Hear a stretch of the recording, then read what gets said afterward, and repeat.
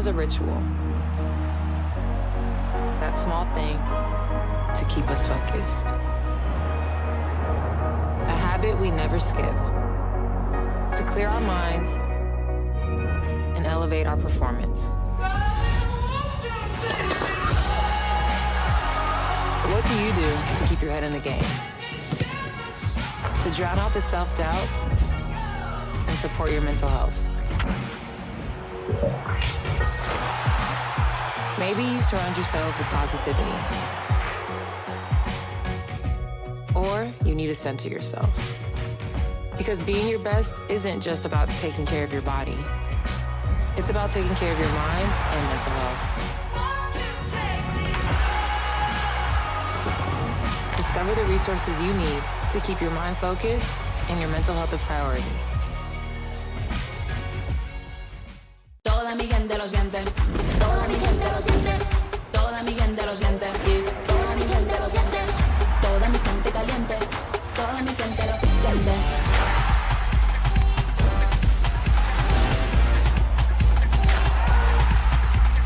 Toda mi gente suena, en la favela suena, el techo se me llena, toda mi gente lo siente. I'm Maurice.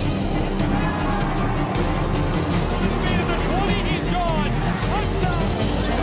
They have to score here. Getting underway for it.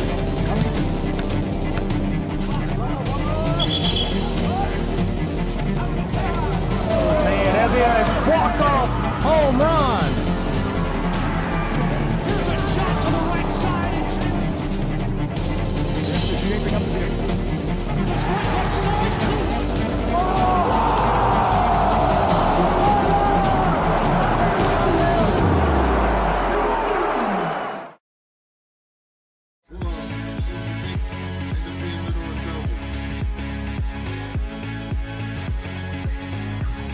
Welcome to Trion, Georgia, and inside of Sam R. McCain Stadium, we're at Clarence Blevins Field, home of the Trion Bulldogs. Now, you on the air?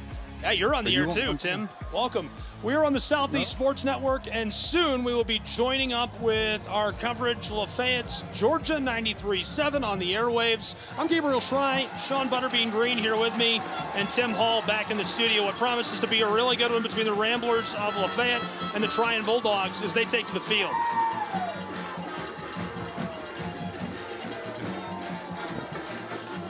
We'll be back on the radio airwaves in just 30 seconds. Butterbean, this promises to be a really, really good matchup between these two sides. A quick look, a quick overview.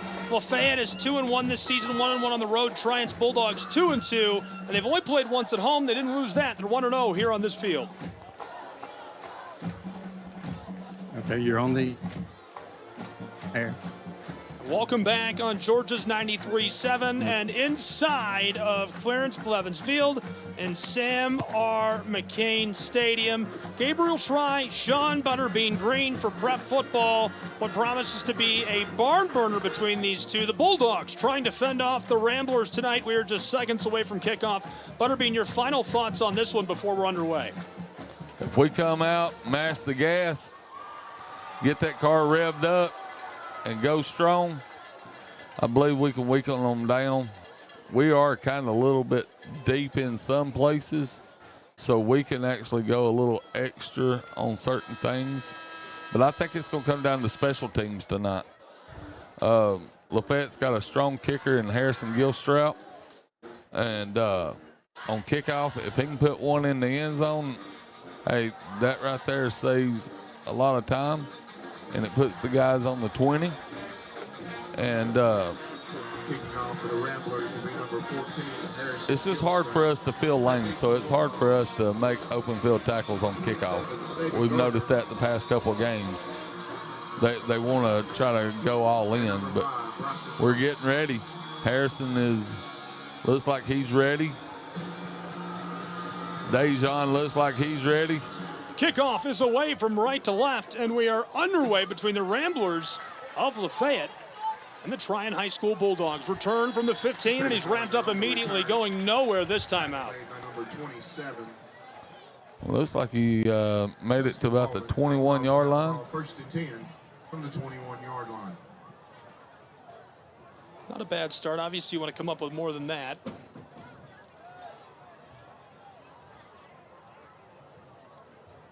But I tell you, they actually ran the lanes. They made me out into a little bit of a liar. They stayed in their lanes. You had a couple that ran past him, but they're getting better and better each week. I tell you, it's going to come down to Huggins tonight and DeJohn on the ends, our defensive ends. Coming in, them Spurs, I'm telling you, them boys are quick. From the 21-yard line, working left to right, it's the Trion High School Bulldogs. Man in motion up front is Lowridge, the tight end. Here's the give to the right side. He's right behind Lowridge, pushing his way forward. 6-yard gain as the official will move him back and call it 5 at the 26-yard line. 2nd and 5 as we are just getting started, 10 seconds into this one. That was a tackle by Huggins, number 3. I tell you, he has been a great asset to this team this year. Huggins has.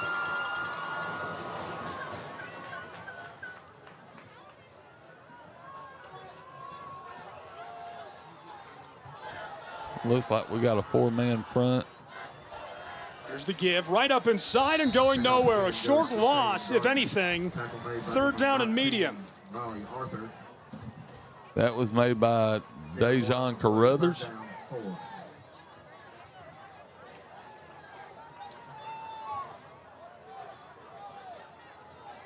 Andrew is a senior and Dejon is a sophomore.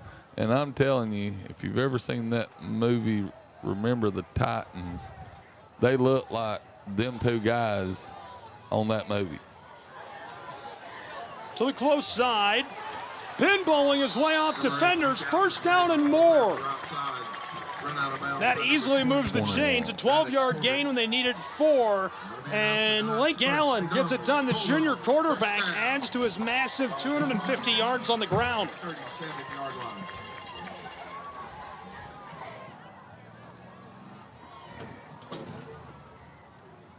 That was Tuscan Walden for the tackle there.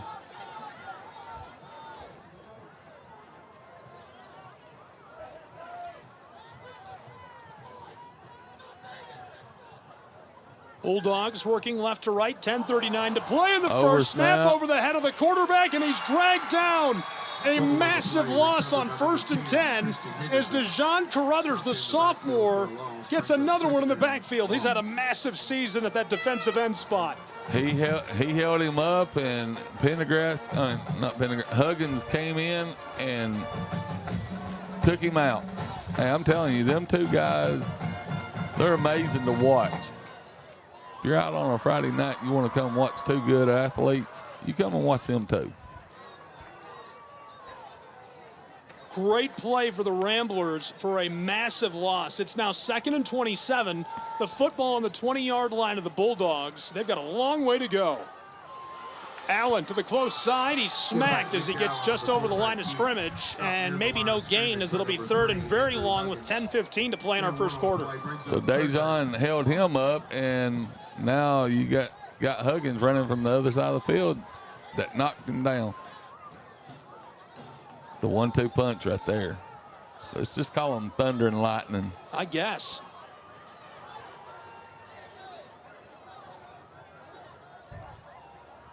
After the no gain on 2nd down, it's 3rd and very long.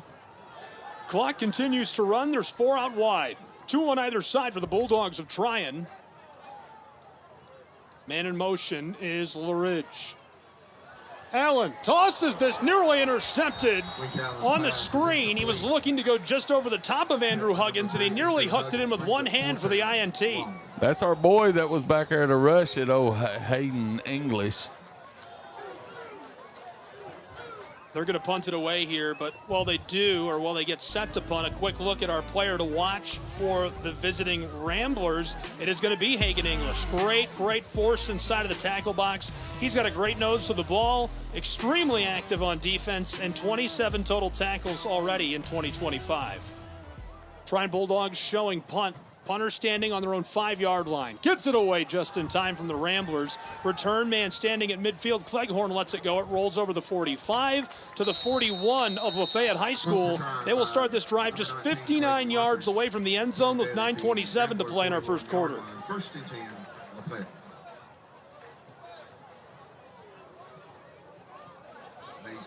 So out of all that, in 3 plays, they only made it like 7 yards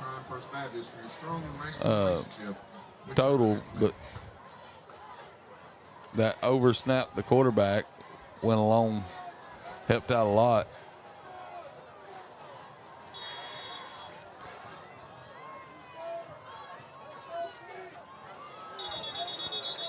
And flags fly. It looks like we had somebody get a little too anxious. It happens. I'm a little excited. Yeah, I mean, Ramblers are going to be marched back 5 yards with 9.5 minutes to play in our first, where we're scoreless between the Bulldogs and Lafayette High School.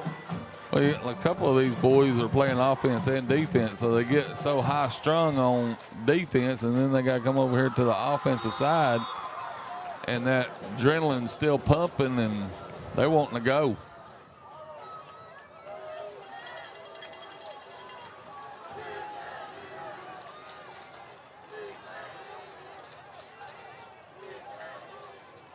Ramblers right up inside on 1st and long. They'll get 4 yards back as they reach the 40-yard line. Tackle made by number 16, Matt Lee. Looks like that was number 27, Walden, running the ball.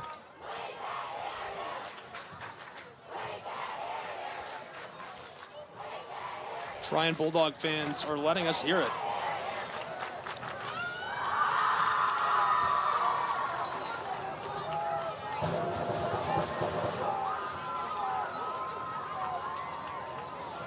Ramblers right up inside again. Keep running, Walden young man. drives his way forward and moves the chains. A 13-yard gain on 2nd and 11. He goes all the way from the 40-yard line over the midfield stripe to the close hash marks, the 46 of the Trion Bulldogs. What a carry.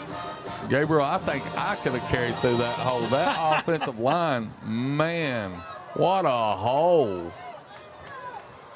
75 and 56. They just made a hole for him to run through. Glad you're with us from Trion, Georgia. Prep football on the air. Here's the give to the left side. Walden again. This time he's trapped after he gets 3. Call it 2nd and 8 as the official takes a half step back. Oh, 2 steps back. Call it 2nd and 9. You know, I've gotten better about that. I used to not call that out as an announcer. And it's not like a critique, or I'm not mad about it. I'm just, they're respotting the ball, and so you got to follow it. You got to, and sometimes one ref sees one angle and another ref sees another angle, and sometimes both of them are blind. Me too. Here we go, 2nd down and long, and this one's going nowhere. Went right, stopped by the Bulldogs, and they celebrate. And we're going to talk about the Bulldogs for just a second here before we go on. The player to watch for Trion High School, Hudson Thomas, great nose to the ball, unstoppable on the defensive line, playing as a defensive end. 3 sacks, 2 fumble recoveries already this season. He is a leader on this Bulldog defense. 3rd down and 8, Ramblers. Football in the 44. They need to get it down to the 36-yard line. Here's the snap, and Dax Edwards and his offense have to stop immediately as a flag hits the turf on the far sideline. 5-yard penalty remains 3rd down. 6:58 to play in our first quarter, still scoreless as the Ramblers have the football following a fruitless possession for the home Trion Bulldogs. Ramblers are marched back following that penalty. We'll see what their offense can do. That little old rope-a-dope play they used a couple weeks ago might be handy right here. We'll see what they pull out of the bag. From the 49, they need 13 yards. They're just over the midfield stripe, moving right to left.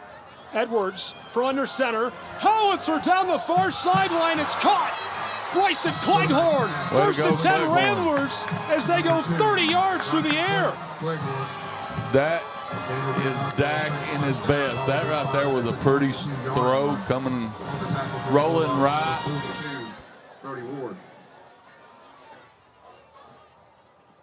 Beautiful throw, Dax. What a catch.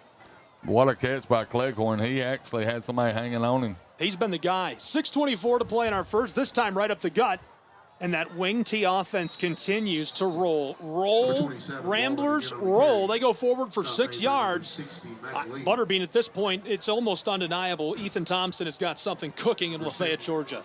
Yeah, I think he took the slicks off the cards and put some mutters because they're doing some off-the-wall stuff tonight. Well, that big pass play did open up the middle a little bit, and then he took it right back, give it to Walden, let Walden run it. They are running that heavy front. If you notice, they've got 3 linemen on the right-hand side. Here's the give, left side, big guy, pinballs off of would-be tacklers, dragging defenders with him inside of the 10-yard line. First and goal, Lafayette High School with 5:37 to play in our first quarter. Still scoreless as Penson battles his way down into the red zone. I'm telling you, that kid on JV is amazing. And that was a good run right there tonight. He's just a sophomore too. So all these good players that are sophomores, I mean, Lafayette's going to have them for a couple more years. Ramblers feel unstoppable to start the year. Cleghorn in motion. There's the give to Walden. Tuscan rolling over linebacker, still fighting inside of the 5 and dragged down after a beautiful gain on first and goal from the 9-yard line. This right here would be a great time to keep running that same play, but hand it off. Because I know. Stay with the formation and pitch it to the outside and let him go. Because Cleghorn's got the speed. We'll see what they do. Cleghorn is under center, just 3 yards from the end zone. Walden, the deep back, Penson back there as well. There's the give to Walden to the left, slides off of one would-be tackler, and he's in. Touchdown, Lafayette High School Ramblers. Lafayette jumps out to an early lead on a 3-yard touchdown score by Tuscan Walden, who gets his first of the season to put the visiting Ramblers out ahead on the road. That right there was just roll your socks down and hit somebody in the mouth from the lineman and let him just run right up the middle. Got Harrison Gilstrap for the kick. Gilstrap on for the point after try as the Ramblers now lead by 6 on the road. It got blocked right into the kicker's hands and they blew it dead. Blown dead. We're going to get blown dead as well and take a 30-second break. We'll be back with more prep football in just a moment. Don't go anywhere. It's 6-0 Ramblers with 4.5 to play in our first.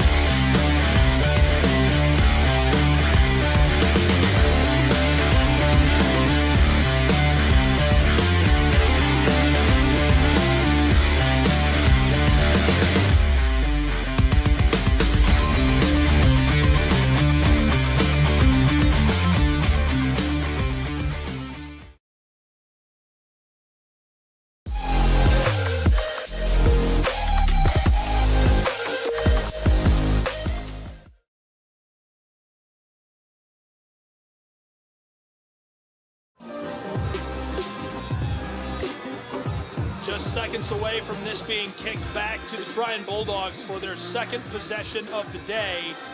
In Trion, Georgia, where it's 6-0, Lafayette High School Ramblers. And Lafayette does send this away downfield as it's going to be let go, and it rolls through the end zone for the touchback. Way to go, Harrison Gilstrap. Nice kick, son. Shout out to his grandfather, Mr. Gilstrap. He listens to us while sitting in the stands. Does he? Yes. Wow. Thank you, Mr. Gilstrap. That's amazing. He loves listening to the radio, and he sits there and watches the game and listens to us through his headphone. I'm sorry you had to hear that, Mr. Gilstrap.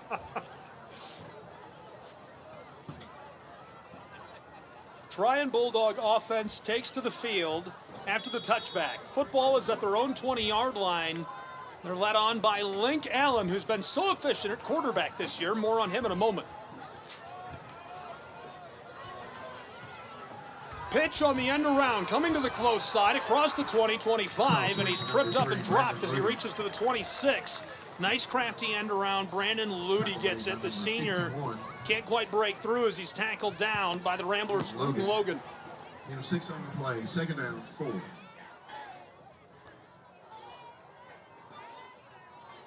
It just kills me how Bryson Cleghorn, he could be on one side of the field, and you always hear that saying, 11 hats to the ball on defense. That kid, he runs 70 yards to get to a 3-yard loss. He's great. Here's the give to the left side, tailback, pinballs off of the defense of LaFayette, and it's a box tackle. There was no way he was going to get up inside. Stopped at the line of scrimmage for no gain. It'll be third down and about 4 with 3.5 to play in our first quarter. We're at 6-0 Lafayette Ramblers. And before we go on, we'll meet the offense of the Trion Bulldogs. From left to right, Jackson Woods, Brandon Chandler, Hayden Woolard, Juan Carlos Morales, and Mac Lee, the offensive line. The quarterback is Link Allen, Clayton Rowledge, the tight end, Christian Henderson at tailback, Brandon Ludy, and Bryson Roberts at receiver. Roberts is already up to 357 yards. Now it's third down and 4. Snap, long toss to Lowridge, who's got it, first down and more. 20-yard gain all the way to the 45 of their own side of the field. The Trion Bulldogs move the chains with ease with a great toss. Bulldogs, McDonald's, first down.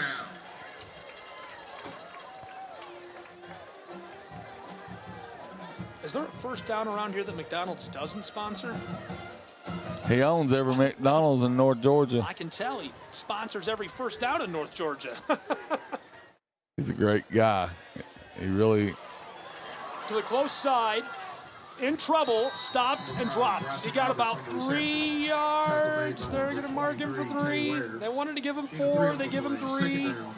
That was Hayden English again for a tackle. And that's the Roberts who I just mentioned when we met that starting lineup with the catch and run.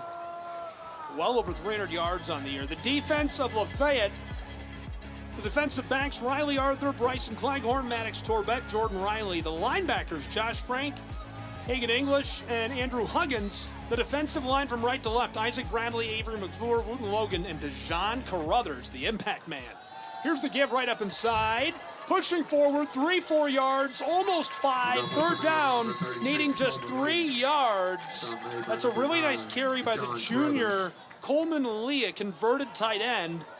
Puts him over 50 yards rushing on the season with just under 2 minutes to play in our first quarter. We're at 6-0 Lafayette. And you know one thing about the Carruthers kid, what makes him so powerful on the line, he squeezes everything into the middle. Like, he don't let nobody get outside. He hits the outside shoulder of that tackle and just pushes him down into the hole and then bounces off and makes the tackles. I mean, he's just playing pitch-perfect line.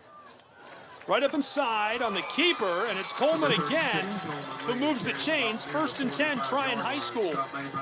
Bryson Cleghorn came in there with a Deke Leader.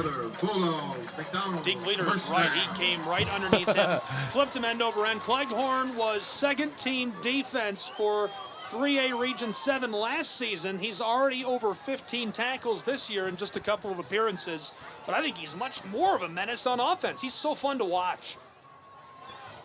He's so quick, and he plays bigger than what he is.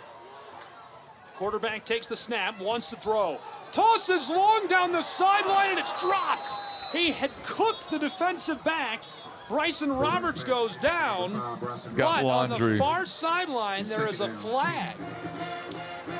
Got the yellow towel on the flag out there. Penalty flag. Play. Looks like it's against Trion. Yeah, I think so. Looks like they're going to take it. Ineligible receiver downfield against the Bulldogs. So the Dogs suffer the flag on 1st and 10 from the 45 of Lafayette. They're going to move him back. 50.7 seconds on the clock. 5-yard penalty, remains first down. It's 6-0 Ramblers as we're almost done with our first quarter. So glad you're with us. Gabriel Fry, Sean Butterbean Green. Great game so far. A lot of fun between these two. I knew it'd be good, but this is a blast. Got a player on that shouldn't be on as the quarterback hurries him off and actually sent him to trips left. We'll see if he tries to throw it that way. Allen takes the snap and rolls to the far side. Looking left, tosses this downfield, wide open, and he overshot him. His intended target, Staven Gardner, the junior, is wide open, and he just overthrew it. And he was being pressured. We had one running about 125 across the field right at him. 125 is right. Great crowd tonight in Trion, Georgia. Both sides of the stands are pretty much full. Rambler faithful have traveled very well. Trion Bulldog home crowd as strong as always. And both marching bands sounding great. On cue, here's the Ramblers making some noise. Allen gives it to the right. Sliding off of would-be tacklers. It's 3rd down and long as Huggins gets to him. And y'all may think we're just repeating these numbers over and over. No, these kids are everywhere.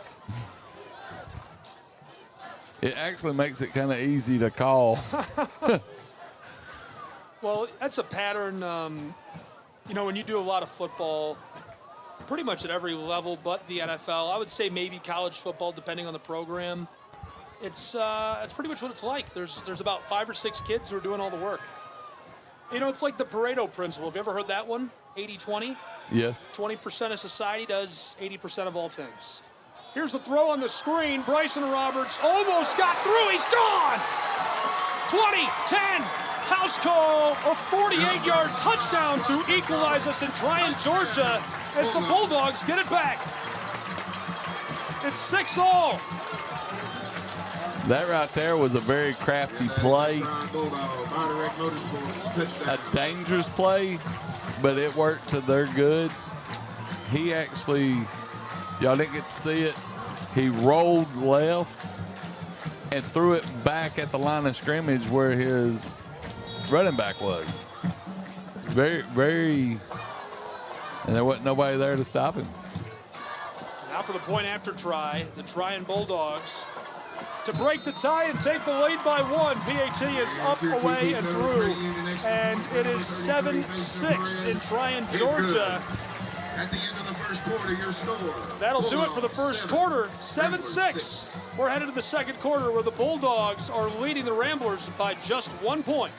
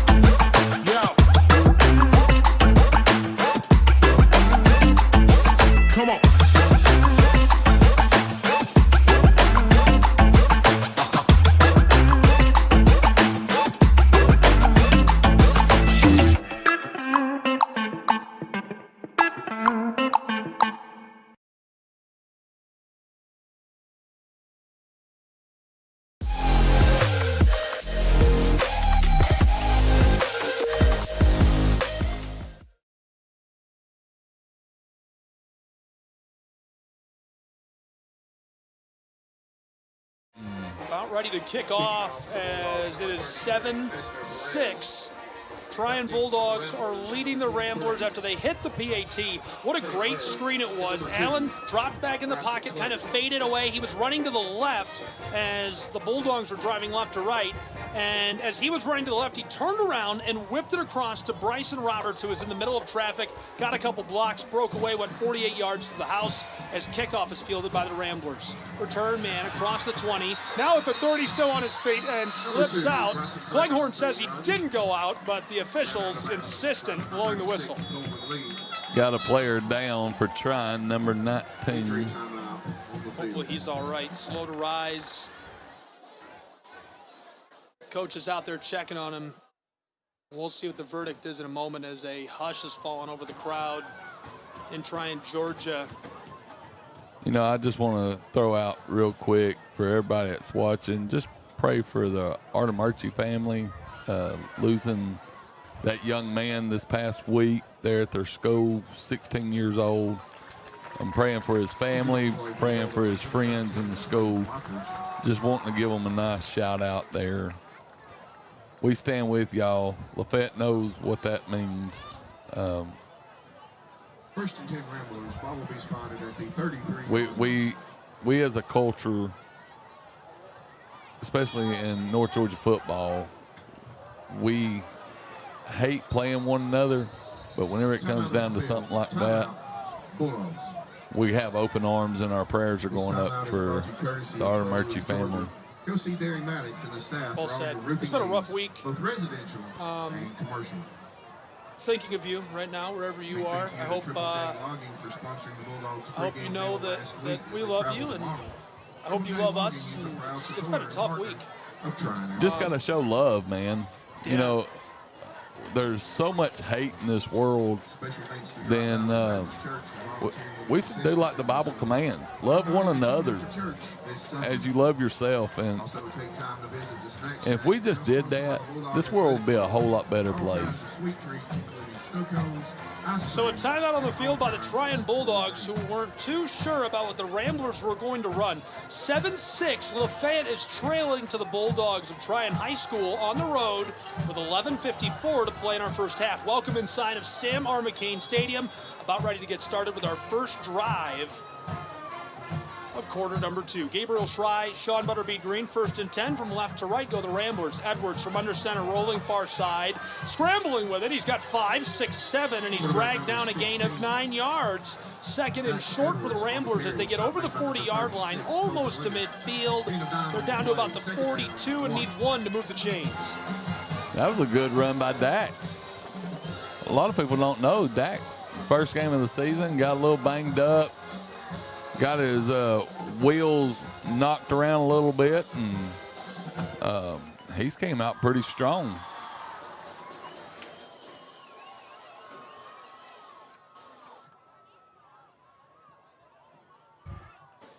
Here's the give. Cleghorn to the close side, outside hip of the right tackle, gets 7, 8 yards to the 49. First and 10, Lafayette High School. Sally McGinnis, thank you for watching and all that you do for the community of Walker County and Lafayette High School and for our radio program. Unbeatable. She is great. If you need some insurance, go check her out at Sally McGinnis at State Farm. Here's the snap. Give to the left side. It's Penson. Sliding off of would-be Keep running. tacklers. 45 beyond the midfield stripe now. First down and... Oh, they might spot him just shy. He went to the left to the far sideline. Slipped off of would-be tackler after would-be tackler. And Penson is trapped and dropped at the 42-yard line for 9 yards. Nearly first and 10. He went through 5 tackles, and 3 of them was still hanging on him. Really, really nice carry by Penson. They're getting him much more involved as the season has gone on. Ramblers need 1 yard to move the chains. They're already into enemy territory at the 42-yard line. 10 minutes to play in our first half. Edwards gives it to Penson again, headed down to the sideline on the far side. First down and more as he flips over the 40. Fumble. Trion Bulldogs have the football. 40, 30, 20, 10. House call. Touchdown. Trion High School Bulldogs as they take it all the way back at home. Touchdown, Bulldogs. There's a penalty flag on the play. And if you didn't hear the public address announcer, there is a flag down on the play. We'll see what that is in just a moment. And I think that was on the return.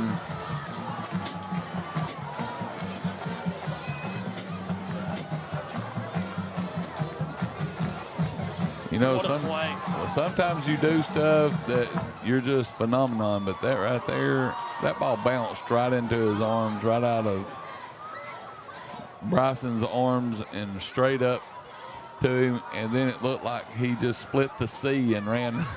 I mean, untouched all the way.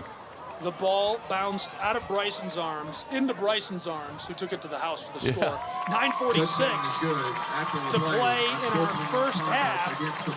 Quarter 2 underway in Trion, Georgia, where it's 13-6 Bulldogs, as the flag will not affect the touchdown call.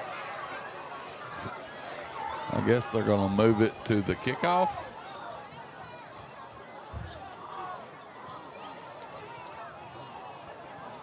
He didn't really give.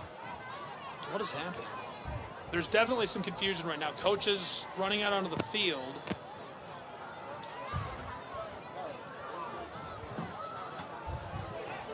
So I guess they're going to leave the field goal team where they're supposed to be at, and I guess they'll do the penalty on the kickoff.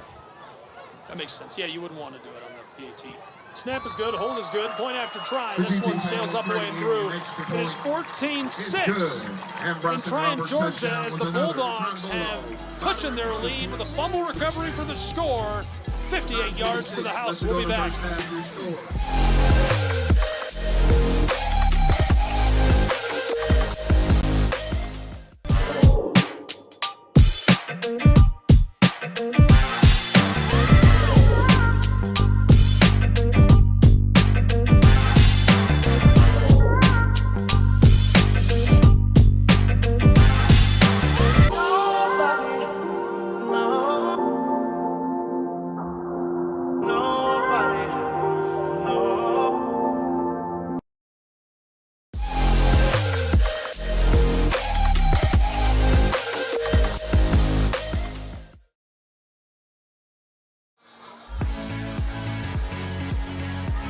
(14-6), 9:46 to play still in quarter 2. So they did take it off on the kickoff.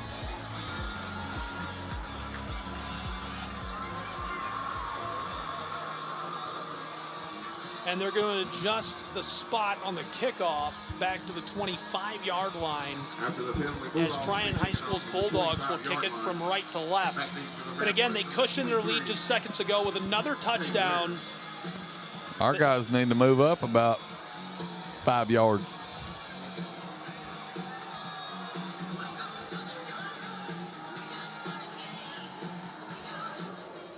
Kickoff is away. Trion rolls this back to the 30 of Lafayette. Cleghorn picks it up, running along the 35. Has a little bit of a convoy across the 40. Midfield stripe, opposing 45. He's out into the bench, thrown hard by the Trion Bulldogs. And the flag, well deserved there. You just can't do that. I didn't even get to see what happened back here. Was there a hit in the back? I'm not sure. There's flags down all over the field. Here comes our referee. We'll let you know what the call is. Standing on top of the Bulldog blue tee at center field. I don't see a flag over at the hit. That should have been a flag over there. That's what I thought the flag was on. I'm surprised there's no flag on that. Illegal block in the back on the return. And if you can't hear, that is an illegal block in the back against the Lafayette Ramblers. And the Rambler fans are booing. I didn't see anybody actually over here, because he caught it in no man's land and had to run to find blockers.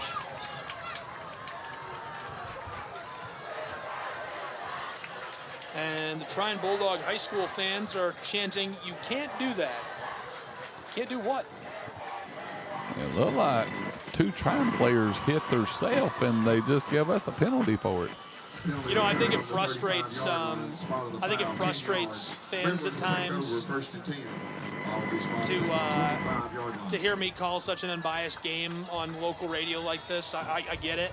I got to say, at the risk of being a little biased, that was definitely not a penalty.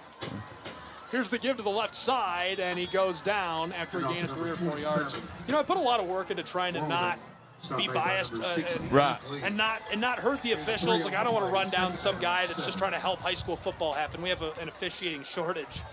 But man, come on. But that was not a flag. And then they missed the big hit. That's a safety issue in my mind, right? Like, you can't let guys get thrown into the bench. That's a steel bench. And not just here at Trion, if you know where the bench is right there at the bleachers. So it happens. There's no give. Here's the give to the right side, right up the middle, 4-5 yards. The Ramblers driving forward for a nice gain. Football will move from the 28-yard line down beyond the 30 to the 33. They're moving left to right with 8:46 still to play in our first half and trailing 14-6 to the Trion High Bulldogs.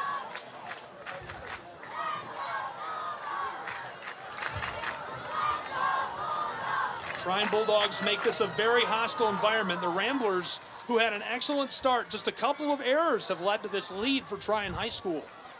We'll see if they can clean it up before the half. 8:20 to go in quarter two.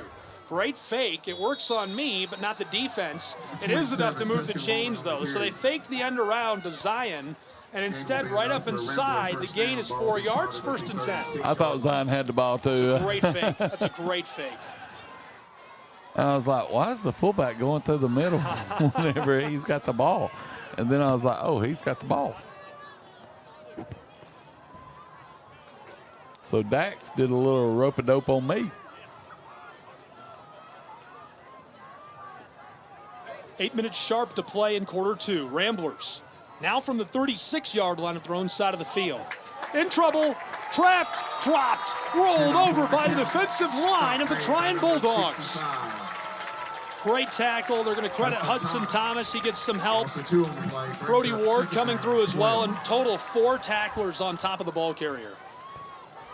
I don't even think anybody blocked. It was like he went to hand the ball off and bam. There was a sea of blue.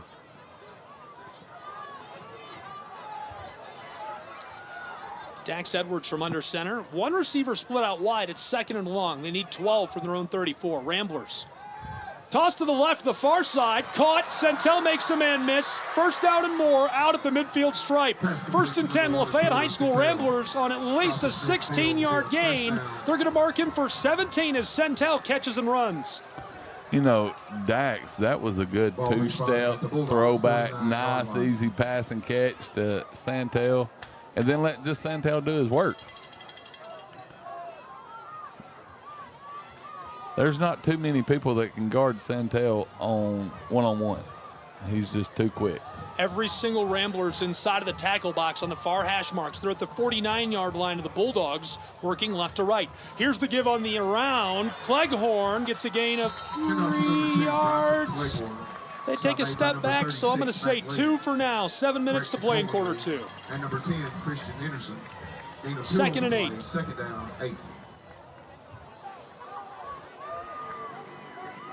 You know, I think what's interesting about this is a lot of times now you're going to see with this Wildcat offense, they're so successful on this side of the ball. Some of these plays are scripted to kind of goat the defense into doing what they want. Yeah. I mean, one play could be ran 5 different ways. Right. And every formation, you could do so many things out of it in this Wildcat, which folks at home, all that means is the players can stand in the same spots and do different things every time. Tuscan Walden to the left side, gets a couple blocks and tackled down after a gain of 7 yards. So instead of 3rd and long, it's now going to be 3rd and about 2 yards. Maybe a short 3. That's a really nice carry by Tuscan Walden, who gets a great block on the left side of the line by Avery McClure and Kevin Patton. And I got to give it to the outside guys of Trion. They hit low. They don't try to take on the big guys. I mean, they hit them low. Man in motion, Ramblers, this time right up the middle. Pinballed and run down by the defensive line of the Bulldogs. Great hit down inside. Big number 36, Coleman Lee makes the tackle. 4th down, 1.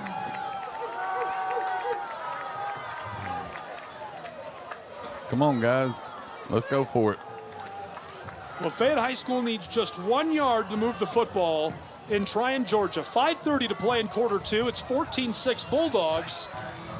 We'll see what the play is. Butterbean's watching for a fake. They're on the far hash marks, working left to right. 5:20 in quarter two. Ramblers need 2 feet to move the chains. Lafayette High School pushing forward. Edwards bounces to the outside. He's got the ball. 1st down and more. 5 yards. 10, still fighting to the sideline as they finally push him out towards the bleachers. Lafayette High School moves the chains. There's a Trion Bulldog who has ripped the helmet off of the Rambler quarterback, and they are fighting on the sidelines as a flag is tossed high into the air. Dax Edwards has his helmet pulled off. The quarterback facing a little bit of a menacing task, trying to escape the jaws of that Bulldog defense, and now the officials will come together to make the call. They missed a hit like that already on the far sideline where a Rambler was put into the cement in the bleachers. And again, I just objectively, I can't watch kids get pushed into cement. This is football, not beat each other up. Face mask is the call against the Bulldogs. Unnecessary roughness against Trion High School's Bulldogs. And they're going to call that against the Ramblers as well, a personal foul.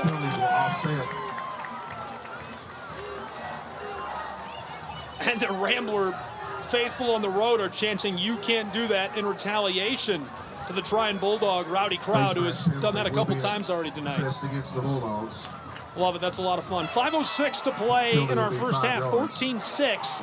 Trion Bulldogs leading. The penalty and the impressive, by the way, play by Dax Edwards, who pinballs outside on the fake and has a gutsy, tough run for a quarterback, makes it 1st and 10 for the Ramblers just outside of the red zone at the 26-yard line of Trion High School.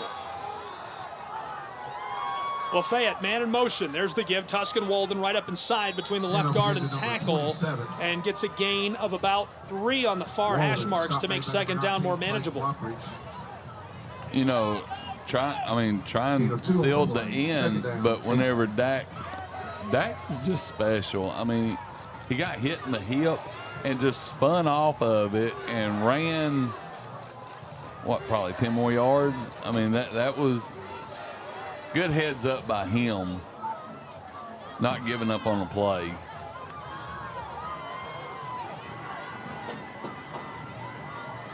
Doing everything right on the road. Ramblers, 4.5 to play in quarter 2. Dax fakes the give. It's an option. He's going to keep it. In trouble. Hudson's got him, and he's swarmed by the defense of the Trion Bulldogs. It's too much to escape from. Hudson Thomas got him, and he's cleaned up by Brandon Chandler. That big lineman was running for all it was worth. He was ready. Dax went to turn, and boom, there's a blue wall. That's a big dude. 3:51 to play in our first half, 14-6. Bulldogs are leading. Trion is back on their haunches as the Ramblers are just outside of the red zone. 3rd and 11. Here's the snap, whistle. The flag thrown on the far sideline. It's a false start against LaFayette High School's Ramblers. 5-yard penalty remains 3rd down. So they'll lose 5 more yards. They need 16 to move the chains and keep the red zone attempt alive. We could have scored a touchdown by the false starts. We've had 3 this drive. That's 15 yards. We're only. Now the ball's back to the 31-yard line. Ramblers need 16. They need to reach the 15-yard line to move the chains and keep the drive alive.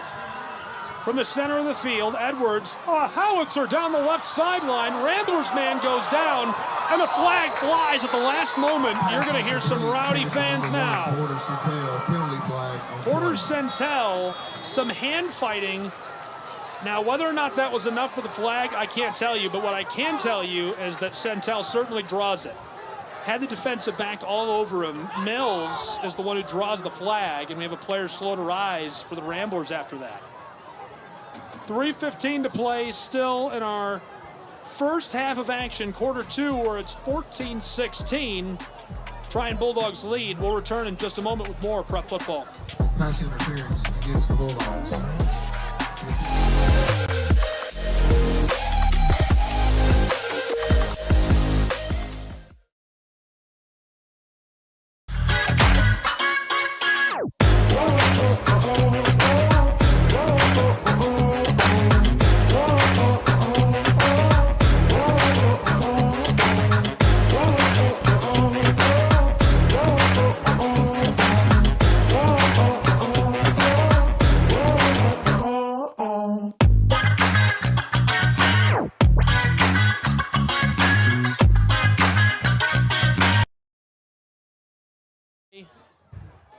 In our first half, 14-6. Bulldogs out in front. There's the give right up inside, trying to push forward. A helmet comes off again. And on the 1st and 10 effort, it's going to be 2nd down and long now as the football will remain right near the 15.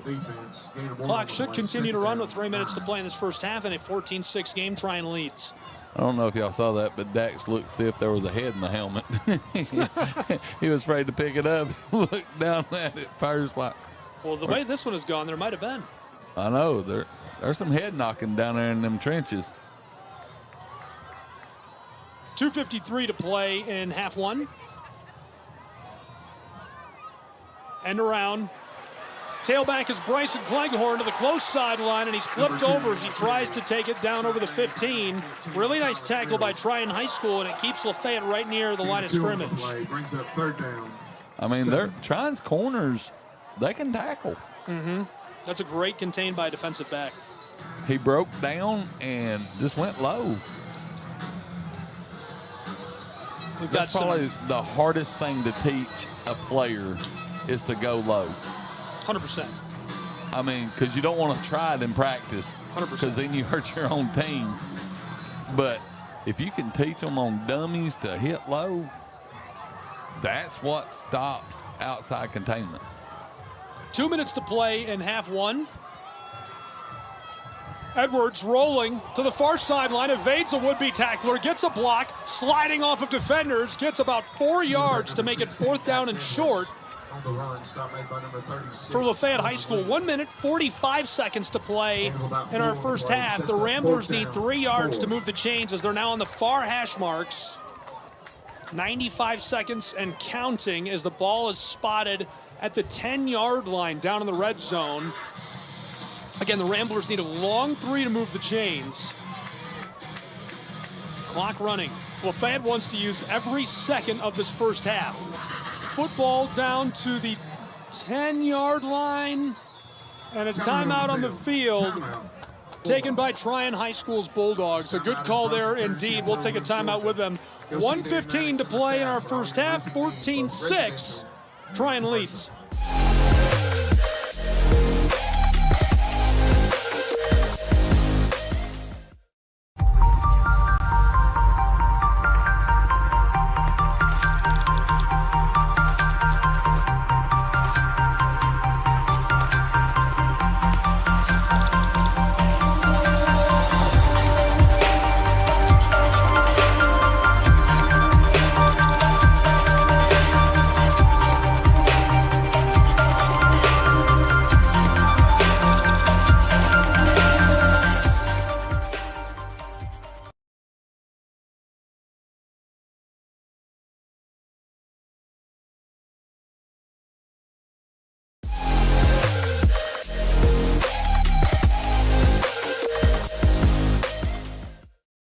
Needing just 4 yards, the ball is at the 9-yard line of Trion High School. The Dogs have to find a way to stop them and carry this 14-6 lead into the halftime break. Gabriel Schrei, Sean Butterbean Green, 75 seconds to play in the first half. Dax Edwards backs up from under center. He's in the shotgun. He's got the big guy alongside him. Edwards glances both ways, and the whistle sounds. Now the Ramblers have taken a timeout. They try to draw the Trion Bulldogs off sides. We'll take another quick 60-second break and return in just a moment with more high school football.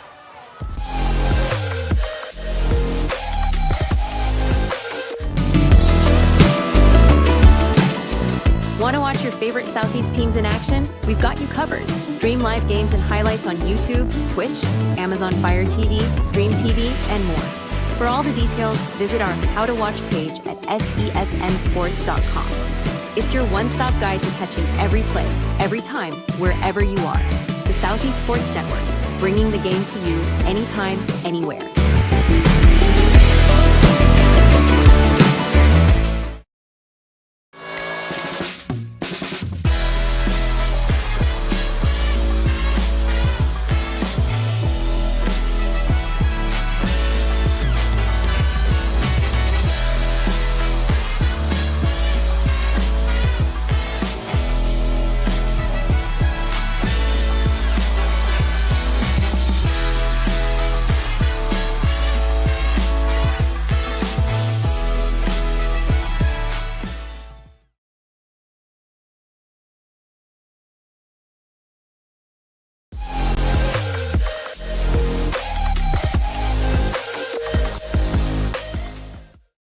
Probably not the fans and probably not us. We're not winning. Game of chess underway. 3 timeouts in a row, back to back to back. First the Bulldogs. LaFayette answers with the timeout after they can't draw Trion off sides. Now the Dogs take another timeout. 1:15 to play in our first half. 14-6, the lead in the hands of Lafayette High School's rivals, Trion High School. Lafayette, 4th and 4 from the 9-yard line, trying to keep this drive alive or even score right here. Can they do it? After that timeout, it's 4th and 4. Here we go. 4th and 4. The give, end around, he's gone! Porter Centel, the trick play even worked on me! The cameras lose the ball, I lose the ball. Touchdown, Lafayette High School Ramblers. A brilliant fake on the reverse to Porter Centel, who takes it to the house. That's the second time we've seen him score that way this year, and it brings us within 2 points, 14-12. Trion still out in front, but by just 2, 68 seconds from the half. Normally, Santel runs like a Corvette, but that was a Corvette with NOS in it because he flew once he got the ball on that reverse. He just saw the lights of home, and he was going there. A timeout on the field taken by the Ramblers. I'm guessing they're deciding whether or not to go for 2. We'll keep it right here. Butterbean, what do you think? Do you go for 2 in this situation? Yes. And this is why I say yes. Momentum. You just had a big, huge play. You got the testosterones down the line going and everything. Use them big guys for your advantage for this right here. And this is coming from a father that had a kicker for a son. But I just feel like the flow of the game, what we're in right now, I would go for it. Just to make up for that mishap that happened in the first quarter where the kick got blocked and everything. I would go for it. I would even do that little pass and catch that he did just a little bit ago. That little half run out with a little dump down to Santel. And I like it. 68 seconds to play in our first half in a 2-point game. 14-12, the Trion Bulldogs lead. Ramblers going for 2. It's a fumble. Still want to try and convert. Edwards running, in trouble, stopped. 2 defenders get to him and roll him over. Nice little tackle made by the defense of the Trion Bulldogs. Brandon Ludy finished him off, and with 68 seconds, Trion will get the ball back with one more stab at it before we go to the halftime break. Don't go anywhere.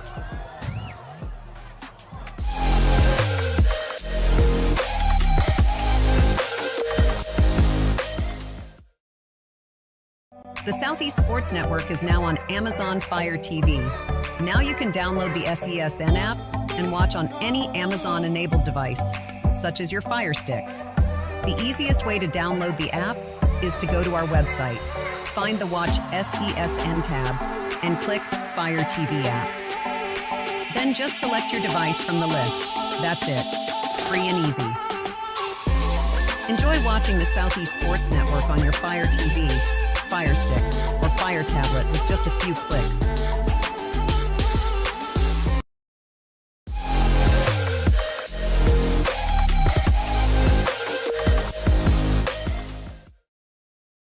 Very beginning, we said it was going to come down to special teams, and basically it has. I mean, defense and special teams has basically been the part of this game right now. I mean, both teams are playing defense great. Kickoff from left to right, fielded inside of the 10-yard line. Bulldogs 20, and he's hit and dropped immediately by the Ramblers man. Rumbling, and a flag flies at the end of the play. Dogs and Ramblers revving it up down on the grass tonight in Trion, Georgia. That dog was trying to bite that tire of that car. Understandable behavior. Officials will come together. They are grouped up on the 25-yard line. And personal foul is the call against the Trion Bulldogs. Personal foul against the Bulldogs. Penalty will be 15 yards. It is a 15-yard penalty. Rambler fans erupt in Trion, Georgia. They are letting us hear it.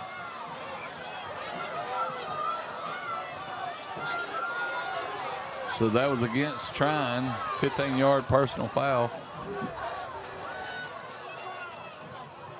The Trion coach did not like the call. He was giving it to the After the penalty, man in the stripes. Bulldog 11-yard line. Big fan of Sean Patrick, really polite guy, really easy to deal with. And he is still giving it to the guy in the stripes. That doesn't mean he's a bad guy. He's a great coach, very nice guy. Coach. I'm a big fan of the entire staff. Jason Lanham, the athletic director here, excellent guy. The facilities at Trion High School, first class, and it says a lot about a program like this and a school like this. Great people surrounding these young kids here in Trion, Georgia. Another timeout. We'll keep it right here just because we're so close to our halftime break. 62 seconds to play in the half. Gabriel Schrei, Sean Butterbean Green. It's 14-12. The Ramblers are trailing by 2 to the Trion Bulldogs. They just scored with a great play. It was a fake. They went to the far side. The reverse, they cut it back. And who is it? Porter Centel. He's free. He's wide open. He's running. He's gone. He took it to the house. It's his second touchdown. He's scored that way this season and just continues his nice season for the Lafayette Ramblers. Great kid, senior year, having a great past couple of games. And you know, you always tell the kids whenever they're like 9th, 10th grade, it's going to come, and they keep putting in the work, and then their senior year, it finally all starts happening, and then they look back and say, man, you know, all that hard work finally paid off. So if you're a kid out there listening, you're 9th, 10th grade and everything, keep working. Keep pressing. Good things will happen to the ones that keep working. Hard work pays off, I'll say that. Dogs, thrown, it's caught. He takes the snap in the shotgun. It's 1st and 10. The pass is incomplete. The final ruling, drops back, looks left. It's almost caught by his receiver who cuts back to the ball, but it popped out as Stephen Gardner hit the ground. So instead it'll be 2nd down and 10. Following the penalty, the ball is spotted at the 11-yard line of Trion. They need to go 89 yards to the house if they want to score before the halftime break. 57 seconds to play in quarter 2.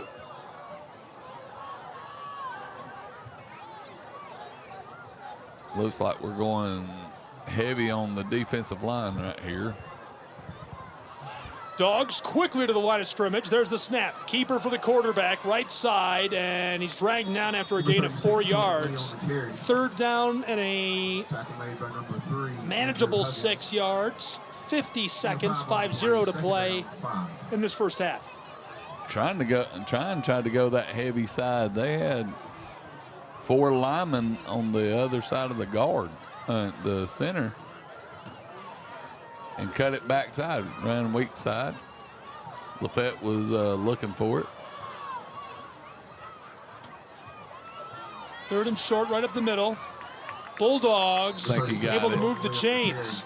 Stop made by number 23, Tay Ware. Tay Ware credited with the tackle. Nice gain. Back-to-back carries for Coleman Lee. The junior's super involved. He's a converted tight end, and they've been using him a ton inside. Great kid. Great family.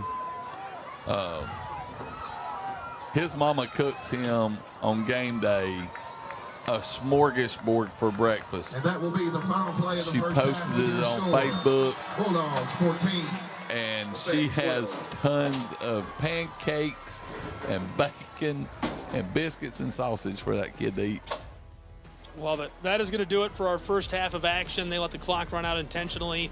The Ramblers and the Bulldogs are headed to the locker room.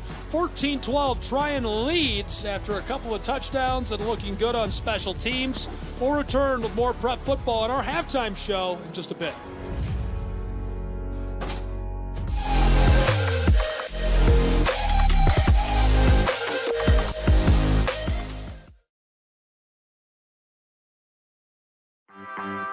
My West Hollywood story is exploring the iconic boulevards, endless shopping, and beautiful galleries. Inspiration is endless in West Hollywood. The neighborhood tells stories of established and emerging artists. You will find fashion and styles from all over the world here. A California sunset is the perfect way to end our day. We will take VIP tickets to this show every night. Our vacation is just getting started. This is our West Hollywood story. Come and find yours.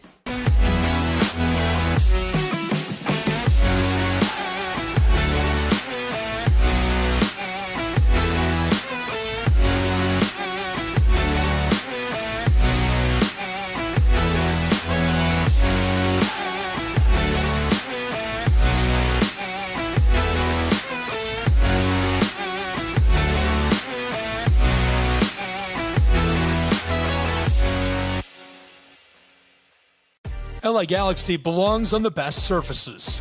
Whether you're the best player or the best fan, every goal, every tackle, every last-second battle, it all requires precision, performance, and passion. The LA Galaxy trust AstroTurf to provide the best surfaces, because champions deserve the best. AstroTurf, the official synthetic turf and hybrid field building partner of the LA Galaxy. My dad was a farmer. And when I saw him on a horse, the guy was bigger than life. One of the things that he had a hard time doing was showing the emotion. Maybe it was because the way he was raised, or believing that men provide and they don't struggle. But we all struggle. I want to show emotion to my kids. I want them to know when I'm happy, I want them to know when I'm sad, and I want them to see me working through things. The biggest reward I get from being a dad is watching my kids accomplish a goal, watching them light up. Nothing brings a bigger smile to my face. So I make my kids a priority. Whether it's hitting a baseball, a dance rehearsal, you name it, I'm there. They're gonna remember that they grew up loved. Be brave. Be there every day. And allow your kids to know that it's okay to struggle. That even dad doesn't know the answer sometimes, but we're gonna figure it out together.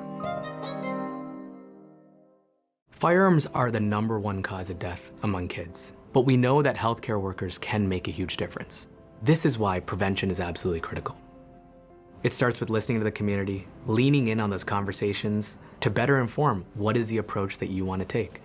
You are the champions for change. You can be the catalyst for integrating firearm injury prevention strategies into your practice and really benefiting your community. Let's agree to agree that we all have a role to play in ending this crisis. In Major League Baseball, you could dream with no limits. You could become your hero. Steal the show. Or even start a new club. You can meet the moment and exceed the hype. You can write a new chapter of history and let your city dream again. This season, anything can happen. Everyone has a ritual, that small thing that keeps us focused. A habit we never skip to clear our minds and elevate our performance. But what do you do to keep your head in the game, to drown out the self-doubt and support your mental health? Because being your best isn't just about taking care of your body. It's about taking care of your mind and mental health. Discover the resources you need to keep your mind focused and your mental health a priority.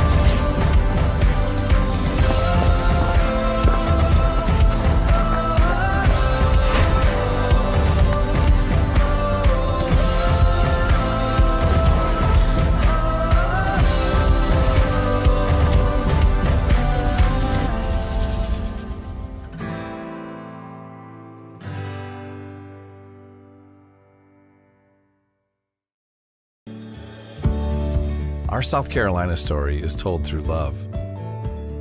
We always felt the need to take a moment for ourselves, and the ocean has always drawn us closer. Charleston was such a romantic destination, with its ancient oaks and beautiful walking paths through town. But we love hiking too, and Greenville gave us a perfect view. This is our South Carolina story.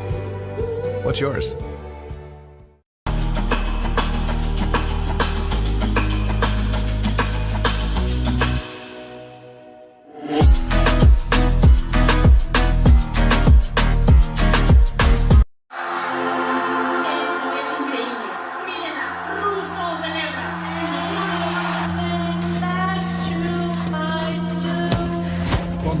Brilliant again. She just...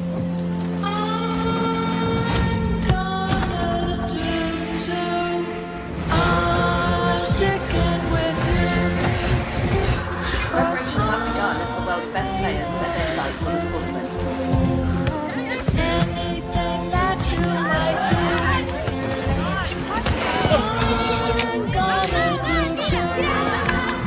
Well, the atmosphere is building here in the stadium, particularly this coming out.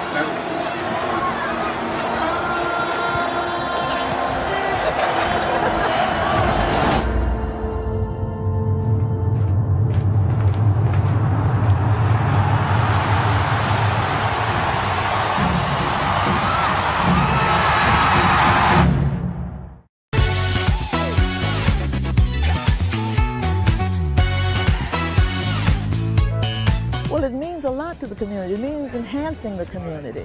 We are so pleased and so proud of the fact that the Braves are involved and participating in its upkeep and making sure that when we come here, we can be all very pleased and very happy about the way it's being kept and the offerings that it has to the community. Man, we're here at a beautiful Adams Park where they just revealed the Hank Aaron statue. Again, the greatest of all time, creating opportunities. Henry Aaron, Billy Aaron, they're doing it once again with partnership with the Atlanta Braves. Unbelievable moment in this park of Adams Park.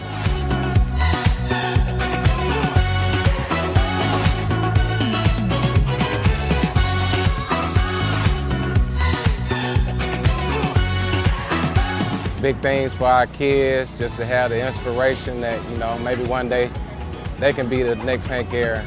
So I'm really proud of what the city has done for the community.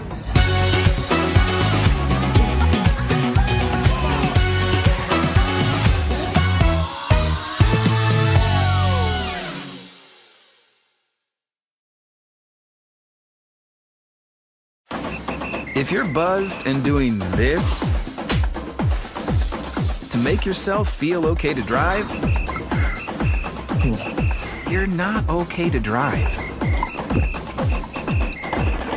Much in the air. So much in the air. I've been trying to,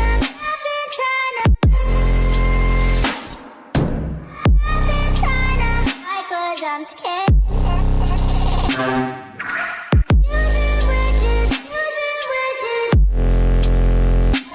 Cause it doesn't mean so much in the air. Boy, can you hold me? Boy, can you hold me? Boy, can you hold me? I wonder if you know that I want the best for you. I know you're going through a lot. I wonder if you know that the big homie needs help too. He can't just rebound from everything. I know you've been grinding. Let's go, let's go, let's go. But how long will you fight solo? I wonder if you know that we can get help. I wonder why we waited so long.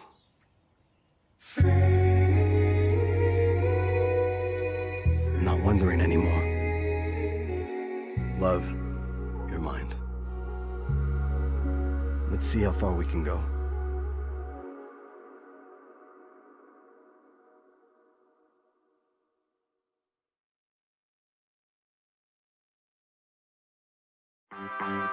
My West Hollywood story is exploring the iconic boulevards, endless shopping, and beautiful galleries. Inspiration is endless in West Hollywood. The neighborhood tells stories of established and emerging artists. You will find fashion and styles from all over the world here. A California sunset is the perfect way to end our day. We will take VIP tickets to this show every night. Our vacation is just getting started. This is our West Hollywood story. Come and find yours.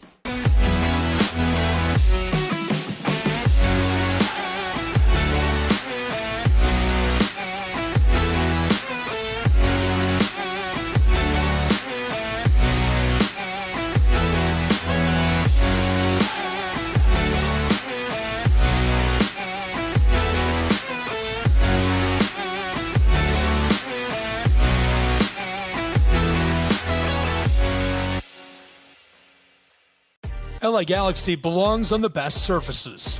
Whether you're the best player or the best fan, every goal, every tackle, every last-second battle, it all requires precision, performance, and passion. The LA Galaxy trust AstroTurf to provide the best surfaces, because champions deserve the best. AstroTurf, the official synthetic turf and hybrid field building partner of the LA Galaxy. My dad was a farmer. And when I saw him on a horse, the guy was bigger than life. One of the things that he had a hard time doing was showing the emotion. Maybe it was because the way he was raised, or believing that men provide and they don't struggle. But we all struggle. I want to show emotion to my kids. I want them to know when I'm happy, I want them to know when I'm sad, and I want them to see me working through things.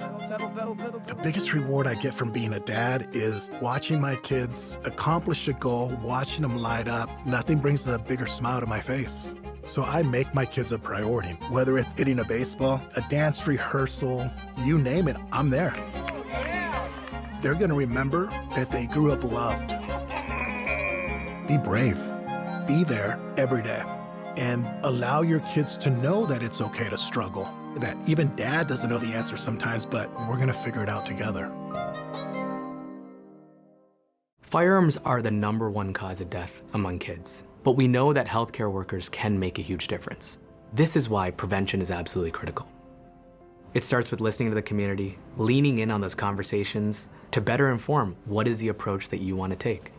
You are the champions for change. You can be the catalyst for integrating firearm injury prevention strategies into your practice and really benefiting your community. Let's agree to agree that we all have a role to play in ending this crisis.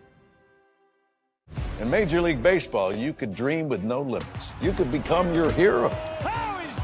Steal the show. Or even start a new club. You can meet the moment and exceed the hype. You can write a new chapter of history and let your city dream again. This season, anything can happen.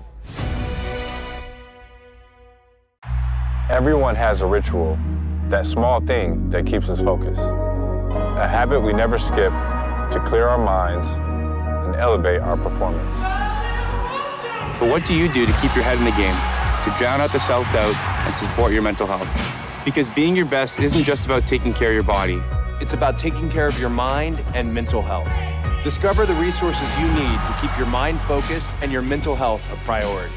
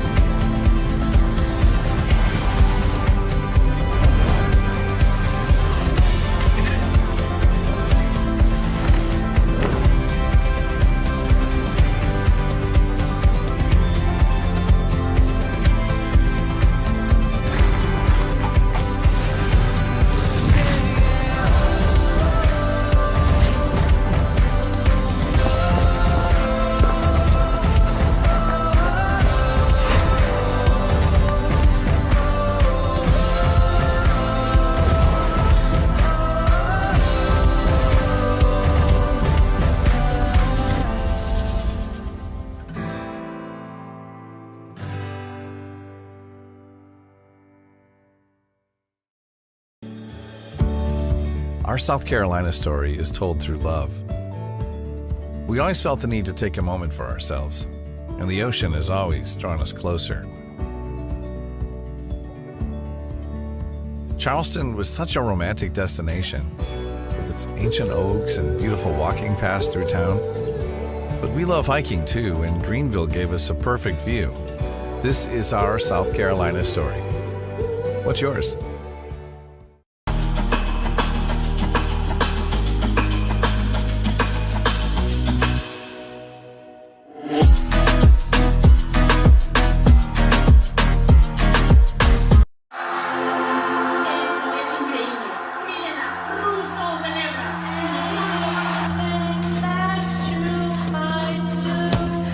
Well, Matty, brilliant again. She just...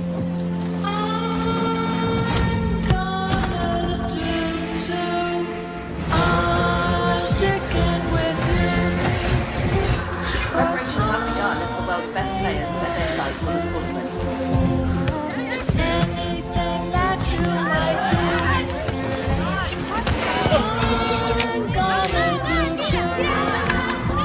Well, the atmosphere is building here in the stadium, particularly this coming up.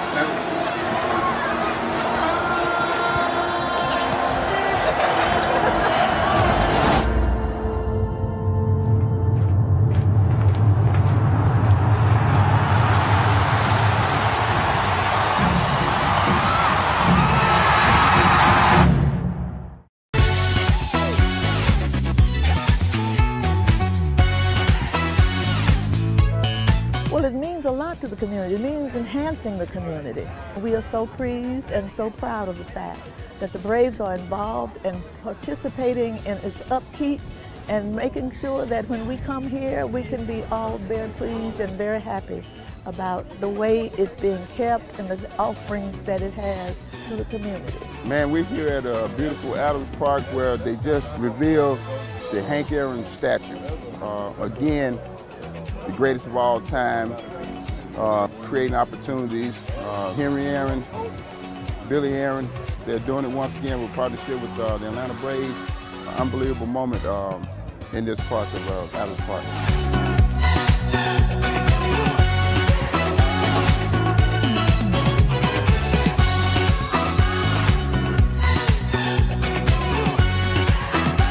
Big things for our kids, just to have the inspiration that, you know, maybe one day they can be the next Hank Aaron. So I'm really proud of what the city has done for the community.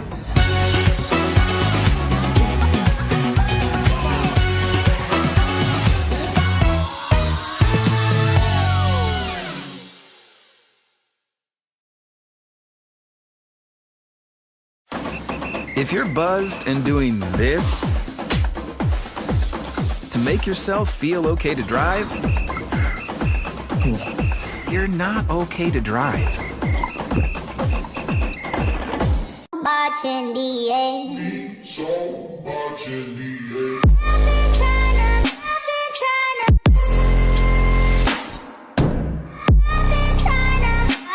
I'm scared.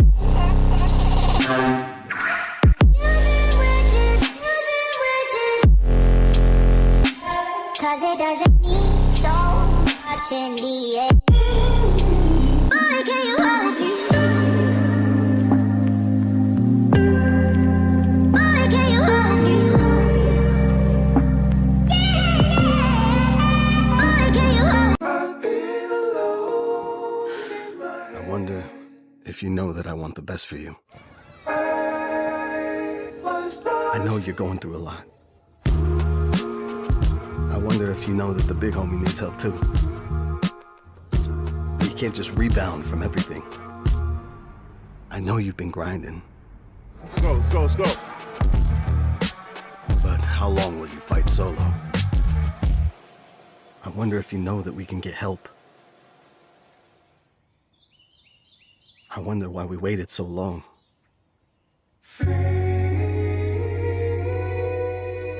I'm not wondering anymore. Love, your mind. Let's see how far we can go.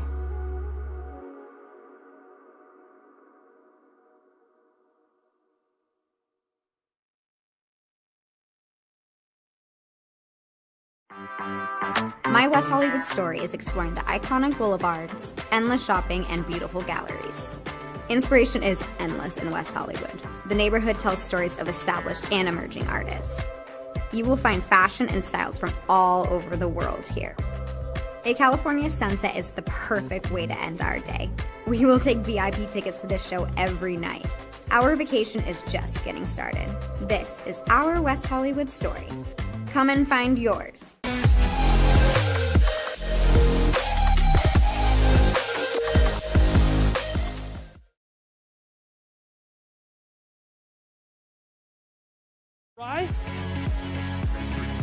Sean Butterbean Green bringing you all the action.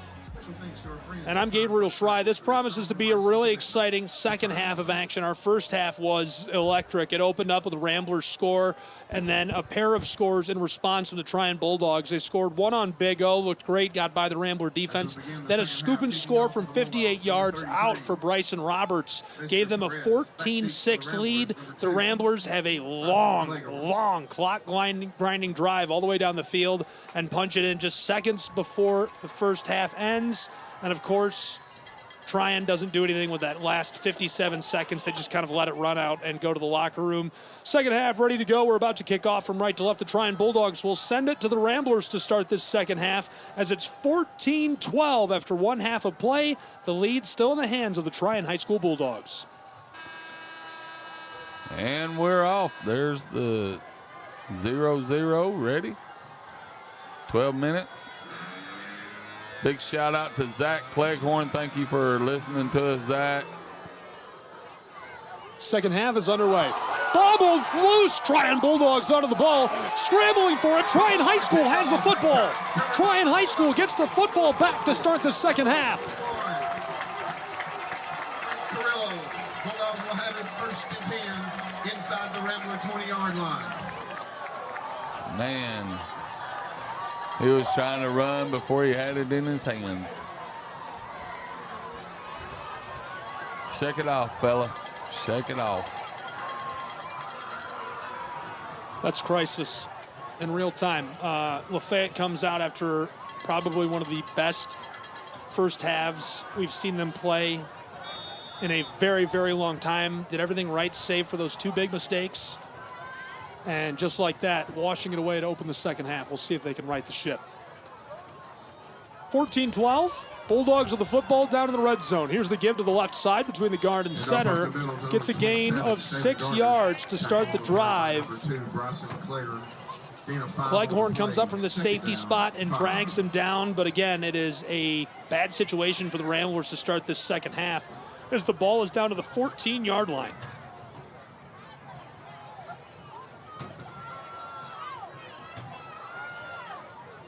In the backfield alongside Allen, Staven Gardner. And they give to the other tailback, Coleman Lee. He gets about a yard. They do credit Gardner with the carry. Tackle made by number 52. Dragged down as he goes inside, nowhere to go. Third down. Patton gets him. 1 minute gone already in our third quarter as it's 14-12, 2-point game. Bulldogs lead, they've got the ball. It's 3rd down and 4 from the 13-yard line of Lafayette. Threatening to extend that lead even further.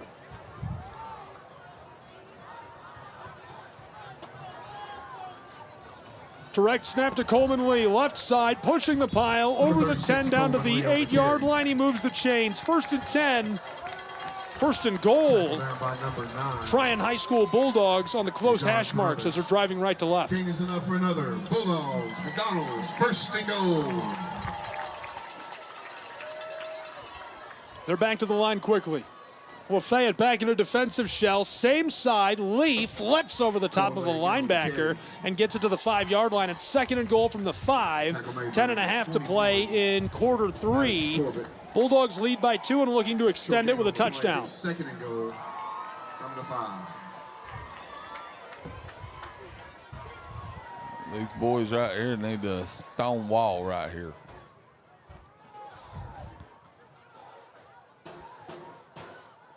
And I may be showing my age from the movie I just stated that from. And this one blown dead. False start is the call. Dogs will lose some yardage here. That's massive for Lafayette High School, who is backed up against their own end zone. You know, Trion came out in a different set. They hadn't snapped the ball straight back for him to run the whole game. They must saw something from the first half. Restarting the clock, and inside of 10 minutes to play in this third quarter. Trion was down all the way to the 5-yard line, just inside of it. They're going to move him back to the 9. So it's 2nd and goal from 10 yards out for Trion High School's Bulldogs.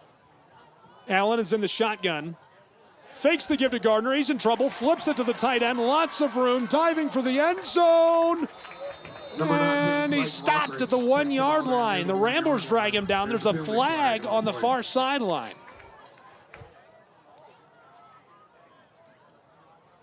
False start against the Bulldogs. The Dogs lose 5 more yards. Legal procedure against the Bulldogs. 5-yard penalty.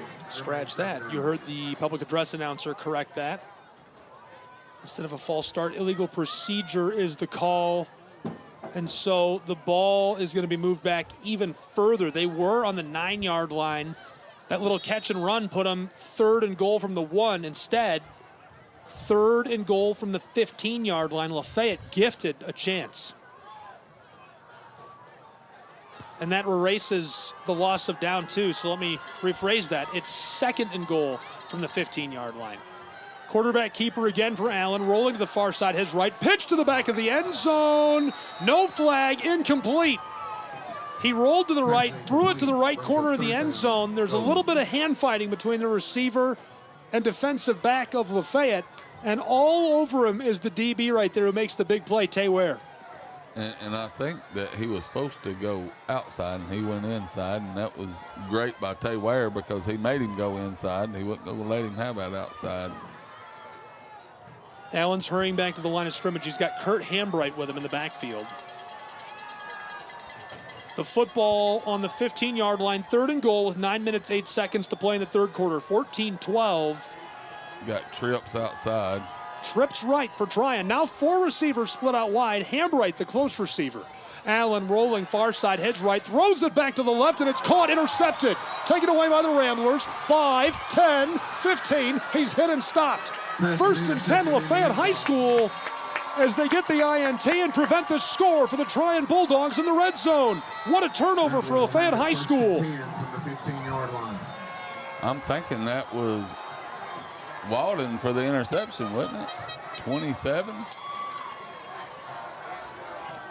Man, got our linebackers back there cutting off them small passes. A dog of a play in the secondary. We needed that. That was a play we needed.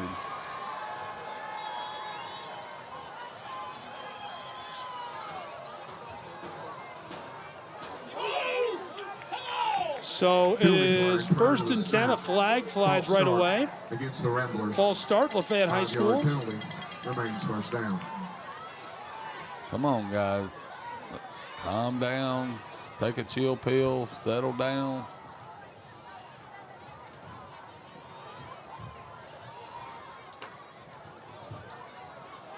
Just under 9 minutes to play in quarter 3, where it's a 2-point game. The Trion Bulldogs leading the Ramblers. They just got an INT in the red zone.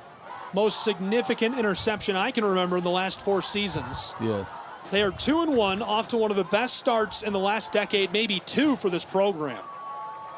1st and long. There's the give. Big guy. Pinballs his way through the right side of the line. Ethan Lynch running down would-be tacklers. Gets a couple back. Good blocking on the right side of the line by Brody Sane and Isaac Bradley, the guard and tackle.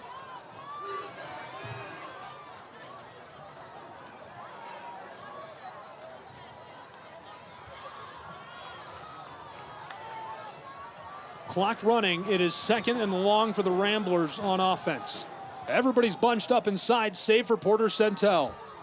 Thrown over the middle to Centel. He's got it. Popped in the back, and he hangs onto the football as a flag flies on the celebration.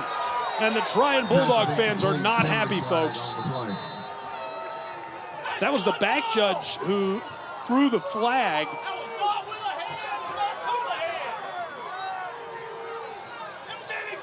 Butterbean, what do you think? Is that a good flag? Actually, according to what he's calling, he didn't hit him with a helmet. He hit him with his hands in his back. That's what I'm seeing. I don't know what he's wanting to call. Personal foul is the call. Do you think that's a personal foul? I have to disagree. He popped him real good, but that looks like a clean hit to me. Yeah, I mean, I'm with you on that. It wasn't in the head area. It wasn't a fatality blow. It was just a push in the back while he was in the air. You could say he's defenseless, but here's the give to the left side, outside hip of the left tackle, driving, pulling defenders with him, and he moves the chains. 11 yards. Javen was running like a man. First and 10, LaFayette. Ball will be spotted at the 39. He probably drug him 6 yards. Unreal. Williams goes right down the throat of the Bulldogs defense with 8:10 to play in quarter 3 and makes it a 1st and 10 with an 11-yard carry. The football now all the way down to the 39-yard line of Lafayette High School as they're driving left to right and threatening to take the lead back. I think that's actually his first carry of the game. It is. It's the first time he's touched the ball, and he's been great this year. He's been doing a lot of great blocking. He's been going out lead blocking for Bryson and them, but fakes the give. Edwards gives it to Williams again. Outside bounce, sideline. Bushing for first down yardage as he's shoved out really close to the line to gain. So the close official had him at the midfield stripe. He's going to step back 2 yards to the 48, and that means they'll need 1 to move it. It'll be 2nd and 1 from the 48. They need the 49-yard line to move the chains. I'm just calling it like I see it. Don't give me that look. Oh, it looked like you saw where he was. You saw him move. Yeah. I'm just saying what I see. I don't know what he saw, but I saw he was past the 50 before he stepped out. But hey. 2nd down and 1 from the 48. They need the 49 to their own side of the field. Ramblers from the far hash marks. Snap, quarterback, dropping back, throws. Caught Williams, midfield stripe. Stays on his feet, evades a tackle. 40, 35, 30, 25. Stiff arm, dragging the defender with him into the red zone. Ramblers revving it up on the road with 7:28 to play in the 3rd quarter. They're into the red zone. That was a good fundamental play by Dax. Ball will be spotted at the 15-yard line. First down. Great run after he caught it. How about number 5? Yeah, don't be the dump catch there, the dump pass. Williams gets 40 yards with his feet. Because that's an incredible run. Because if you really think about it, most high school quarterbacks would have tucked it and ran. But Dax sat there and waited till it opened up.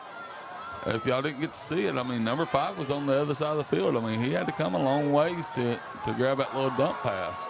He's lined up as the wing back on this play as they're into the red zone at the 15-yard line, working left to right. Here's the give to the fullback, and he's upended. A big celebration by number 22, Kurt Hambright, the middle linebacker. That was a little boy picking up a big boy. That is a big boy. No gain on the play, be 2nd down. Not a bad play. You can afford to lose one there. Ethan Lynch, the junior, gets upended. That is a big dude, and they have fed him the rock inside between those guards over and over this season. I'm telling you, he's probably from waist up. That kid he is built. That's a hog. That's a big dude. Yeah. 6:52 to play in quarter 3. 14-12, the lead in the hands of the Bulldogs. They're backed up against their own end zone as Lafayette is deep into the red zone at the 15, 2nd and 10. Fakes the give. Edwards rolling to the left. Tossed for the end zone, and it's caught. Touchdown, Lafayette High School Ramblers. Sliding to grab the ball is Porter Centel, who scores his 2nd of the day and puts Lafayette in the lead. What a beautiful throw. What a beautiful catch. Not many of y'all could go out there and throw a dime like that right there. Corner of the end zone. 2 people, and he only put it where his wide receiver could catch it. How about the offense of Lafayette High School? Not just tonight, so far this season. They are new, improved, and looking good. 6.5 minutes to play in quarter 3. The Ramblers lead 18-14. Now the point after try. Snap and hold are good. This one sails up, away, and between the uprights. Yes. Harrison makes it 19-14 with 6.5 to play in our 3rd quarter. The Trion Bulldogs are about to get the football back. Don't go anywhere. Prep football will return in just a moment from Trion, Georgia.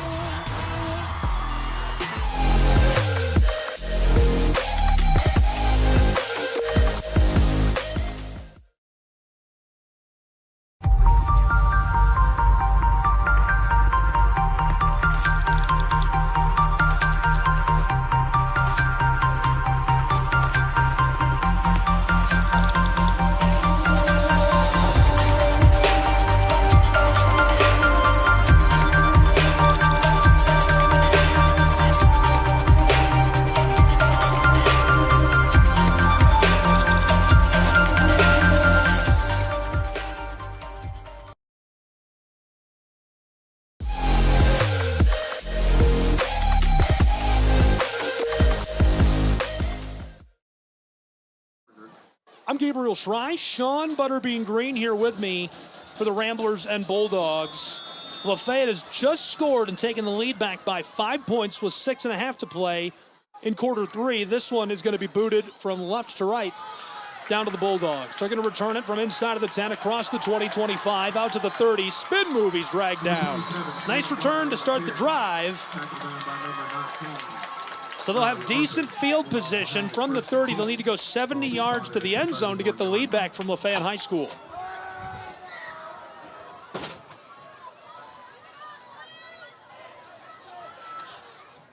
Butterbean, what's the key to Lafayette holding on to this lead?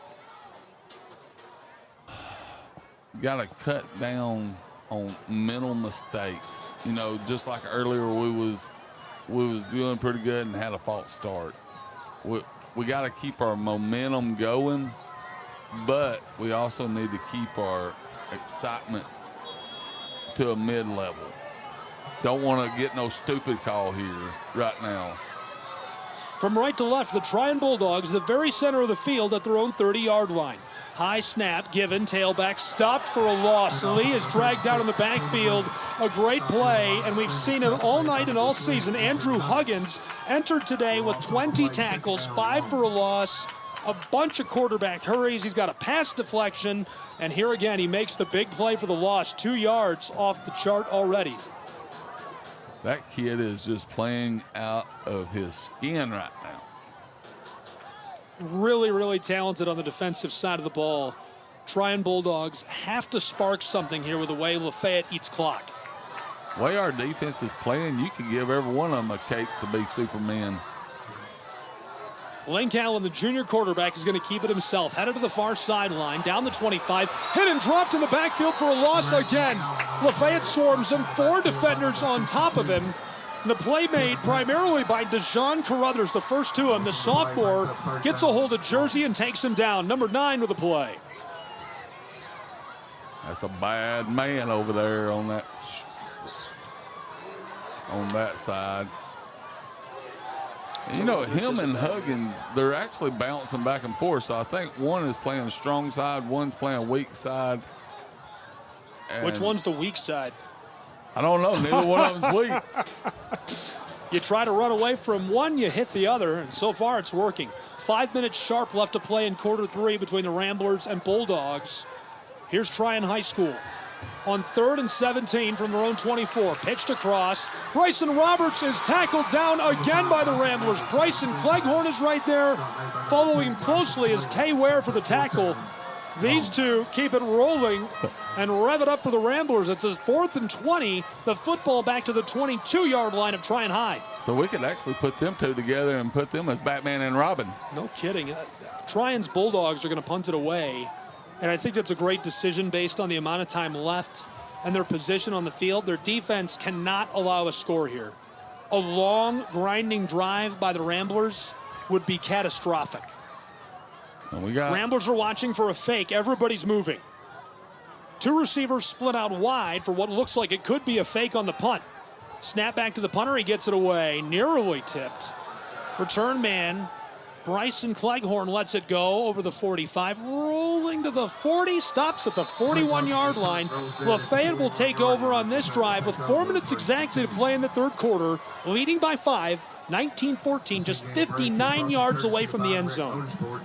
Go see Chris, the Woodman Henderson. That is huge. For all your tractor and mower needs. That is. Sports is a proud supporter of Trion Athletics. I think the officials have done a really nice job here tonight, save for a few missed calls, and I just want to remind you that you can join the officiating crew yourself. GHSA.org. Sign up to become an official. You get paid. You get to hang out. It's a great way to stay in shape. And if you love sports and you love seeing kids get outside and get active, it's a great way to, A, give back to the sport that you love, and B, you can get out there and make sure that sport continues to be played in your own state, in your own backyard. Super important that we get officials and that officials are available for these contests, and there's a shortage of them. This is my way of giving back to the sports that I love, right? I come out and I broadcast it, and I keep it positive, and I talk about how great it is. And, you know, I love seeing the guys do well. I love seeing the kids play, whether it's girls basketball or tennis or baseball in the spring or high school football in the fall. It's my way of giving back, and I love being out here for it. Wish there was a way that we could do golf. Oh, we can. We can do golf. We do some golf. Golf is so fun to watch. I don't know who's at Especially point, these but you call them, tell them we're coming. Here's the give on the end around the wing back, sliding between the right guard and center, and he gets 3 yards to start the drive. Ball goes from the 41. They're going to give him 4 to the 40. Make it a medium yardage situation on second down for the Ramblers, who are still in the very center of the field.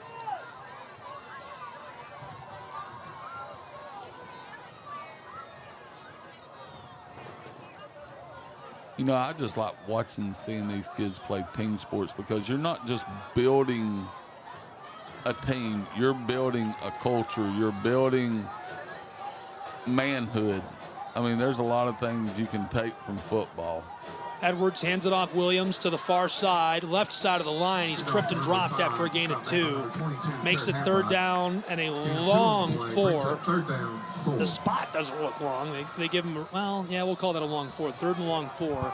There was some fighting on the back end of the play between a couple of guys, and the Trion Bulldog fans want to call. Not coming. But he was blocking till the whistle. You can do that. That's why the guys in the stripes, they have whistles. Whenever they get ready, they blow it, and you can play up until that. 2 minutes, 42 seconds to play with the clock winding in this third quarter. 19-14, Ramblers lead, driving left to right. Football on the 47. They need to get it to the 49 of the other side of the field to move the chains. Give right up inside. Big guy is trapped, driven backwards, and stopped after a gain of a half a yard. 4th down and 4 now for LaFayette High School. Leading by 5, 2 minutes and a quarter to play in this third period. I don't know, Butterbean, do you go for it here or do you punt it away? You got a timeout. I would at least go up to the line. Nope, they're going to punt it. I'd at least try to go up there to see if we couldn't draw them off sides.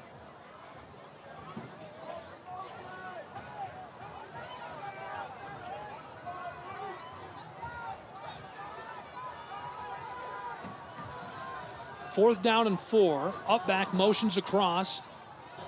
It's a keeper. Williams. First down and more across the midfield stripe. The 40 still on his feet, spinning over the 35. It looks like the ball came out. Trion Bulldog fans say they've got it. No, it doesn't look like it by the pile. It bounced right back up into his arms, and he's coming off hobbling. Williams with an incredible play on the fake. He moves the chains. It's 1st and 10 for Lafayette High School as he goes from their own 47-yard line to the opposing 30. It's always great whenever your punter's also one of the fastest kids on your team. It doesn't hurt. It doesn't hurt when you run a fake if your punter can drag defenders with him and make them look pitiful. It's like Pat McAfee. That's the dog. That's the dog right there.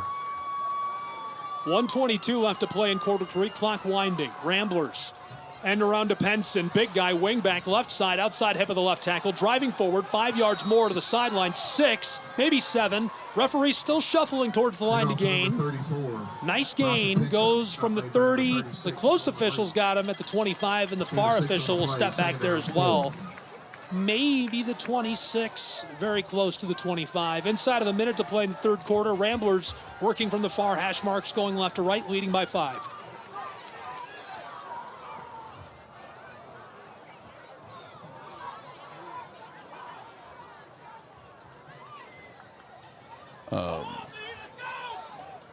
right now we just got to keep the gas on it, keep driving, keeping them on their heels right now. Edwards gives it off to the right side, tailback outside, grabbed by the helmet, dragged down. Couldn't escape as he tried to string it out down the line of scrimmage. Not a bad carry by Penson. Have you ever noticed that the fans on the away side don't yell whenever the ref misses a call for the other team? You know, that's very observant. I did notice that. I mean, he did grab his helmet and put his hand halfway through his face mask, but nobody yelled for that. And that is the end of quarter number 3 in Trion, Georgia, where the Ramblers are leading the Bulldogs by 5, 19-14. We'll return with more prep football action and your final quarter in just a moment. Don't go anywhere.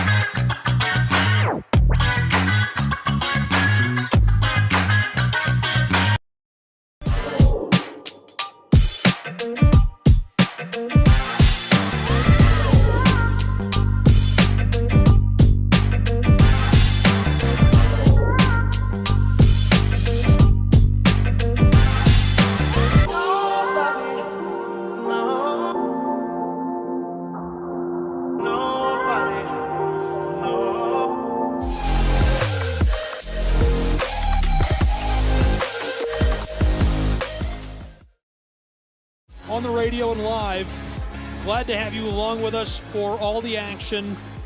In Trion, Georgia, the Bulldogs playing host to the LaFayette Ramblers, and it is a 5-point game. The Ramblers leading Trion High School as we enter the final quarter. Here's the give, and stopped right away. The Ramblers, it was 3rd and 2 from the 22. Not able to move the chains, so it's 4th down on the cusp of the red zone. First of all, you're killing clock. I think you just go for it here. The Ramblers haven't moved their offense. They're going for it. Yes. Go for it.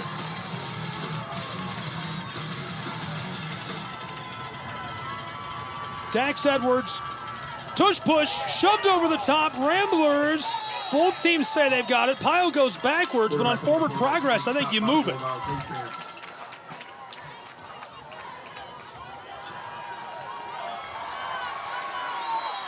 Yes, chains will move. He was over, forward progress. That's an easy call. 20-yard line. The Trion Bulldog fans aren't happy about it, but I don't think that's up for debate. I think he was over, forward progress. He had it. I guarantee it. The way he squats in the weight room, he made that 1-yard jump. Edwards rolling to the far side, his right, wants to throw. A laser over the middle, and it's incomplete. Just about found the hands of a defensive back. Instead, it pinballs off the grass. Was looking downfield to get hooked up with Hagan English. That's Penson, rather, excuse me. Penson, the running back. I thought it was 24, it's 34. Yeah, and Penson was wide open.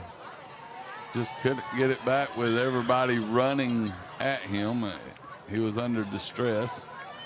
Already a minute gone in our final quarter where it's a 5-point game. Lafayette's Ramblers are leading 19-14. It's 2nd and 10 from the 20-yard line. They are on the cusp of the red zone and threatening to score what would be a put-away score in my mind. And Ethan Thompson gets the sack on the referee. He runs down the sideline and bowls into the side judge. Time out, he says, and he gets to him just in the nick of time. Able to run down the referee, and they get the timeout. We'll keep it right here because we just took a break. Final quarter of play. Butterbean, what's the key here? Is the game over? No. I would say we would have to score one this one and one more for it to be finally over, but I still wouldn't be comfortable. If y'all know North Georgia football, you know the Trion and LaFayette game. It ain't over until 0-0-0. Anything could happen. We've then saw a defensive touchdown. We've saw an offensive touchdown by Trion. You know, we've seen some weird plays for LaFayette to score touchdowns. I mean, it's these two coaches right here are playing chess while everybody else is playing checkers right now. Big shout out again to Coach Ethan Thompson and Sean Patrick for all their professionalism. They're always so good to work with for me. Tossed out to Porter Centel. He's got room in a block. First and goal for the Ramblers as he dives beyond the line to gain. Wanted to go to the house, and he's cornered out by the Bulldogs. But that first and goal, again, is absolutely massive. The Bulldogs really can't afford to allow a score here, and they're going to take a timeout. And actually, if you really think about it, we've not seen that play happen. No. No, it's a nice screen. It's a classic bubble screen, which if you're listening and you don't know what that means, all it really is you know, the guys who are closest to the sideline, the receivers, one of them will kind of turn backwards and put his hips facing the quarterback in the backfield. He throws it right down the line to him, and another receiver who is standing out there with him becomes a blocker. Usually you'll pull, sometimes you'll get really adventurous and you'll bring a guard to the outside. A lot of times your tight end, just the big guy who catches passes. If you don't know, that's Travis Kelce, to our listeners who don't know what a tight end is. Yes. They'll run out there and they'll block for him, and maybe you send a wingback or a tailback out there to block as well. This time the bubble screen works to perfection. Porter Centel catches the ball, turns his right foot upfield, and he's got blocks all in front of him, able to move the chains and make it first and goal for the Ramblers of Lafayette High School. And really, we had the best blocker out there. Number 2, Cleghorn, ran out there and made the block. The first block, the initial block that really started it all, and then you had your other, you had your tight end and your running back going out, paving the way for him. And thankfully, Bryson Roberts, who was shaken up, is not being helped off of the field. He is limping, but it looks like he's mostly all right. Glad to see that. 10:47 to play, 5-point game. Ramblers lead their end goal from the 6-yard line. First down. Edwards gives it to the tailback, and he's trapped. Cleghorn can go nowhere as he's bowled over by tacklers. Huge play. We're going to see number 27 and number 55 get to him. Hudson Thomas is on him. Lincoln is on him and gets the help from the defensive back, Stephen Gardner. Probably nice right now. They're looking for run. Be nice for that little pop pass. Listen, don't give away the sauce. Little pop pass over the top would almost certainly catch him off guard here. We'll see. Dax Edwards under center. From the 6-yard line, second and goal. Ramblers. There's the give, left side, Tuscan Walden driving forward, tackle down, he's in, touchdown, Lafayette High School Ramblers. They find the house again and extend their lead, 25-14 and a late flag. How is that a flag? I think there was a little bit of extra on the end of the play. We'll see what the call is. Coaches are all the way out on the field. Wow, Trion staff is out there. They're on the numbers by the end zone. I mean, that was they just are all the way out there. That was just a garden tackle pulling right there. And the Ramblers touchdown stands. I didn't think that was up for debate. With 10 minutes to play, 25-14. Lafayette a 2-possession advantage in Trion, Georgia. That is massive and spells big trouble for the Bulldogs. And listen to the Lafayette Rambler marching band. They're letting us have it.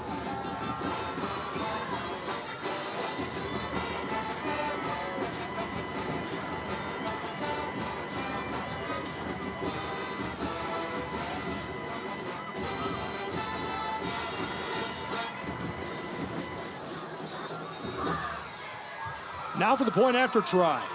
Harrison Gilstrap. Snap and hold are good. PAT, this one sails up away and goes wide right, so it remains a 9-point game. The Ramblers leading with 10 minutes to play in Trion, Georgia.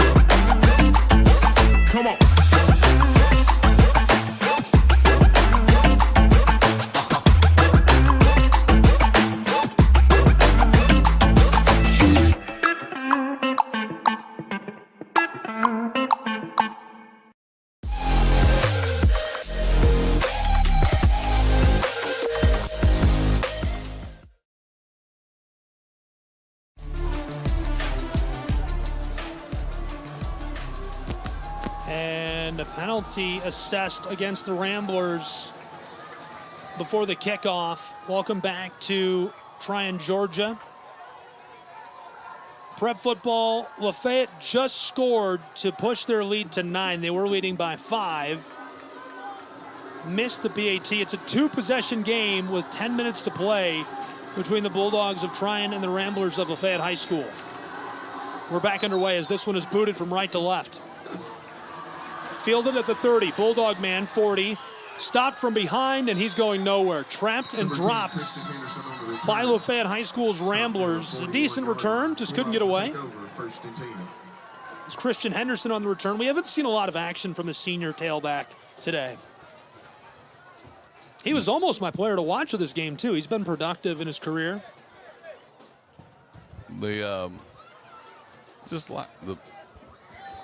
Seems like Harrison's kicking the ball a little heavy tonight, but it's giving our guys actually time to get down there. I mean, they're not getting a lot of return yards on the ones that he don't kick in the end zone. It's always a good thing.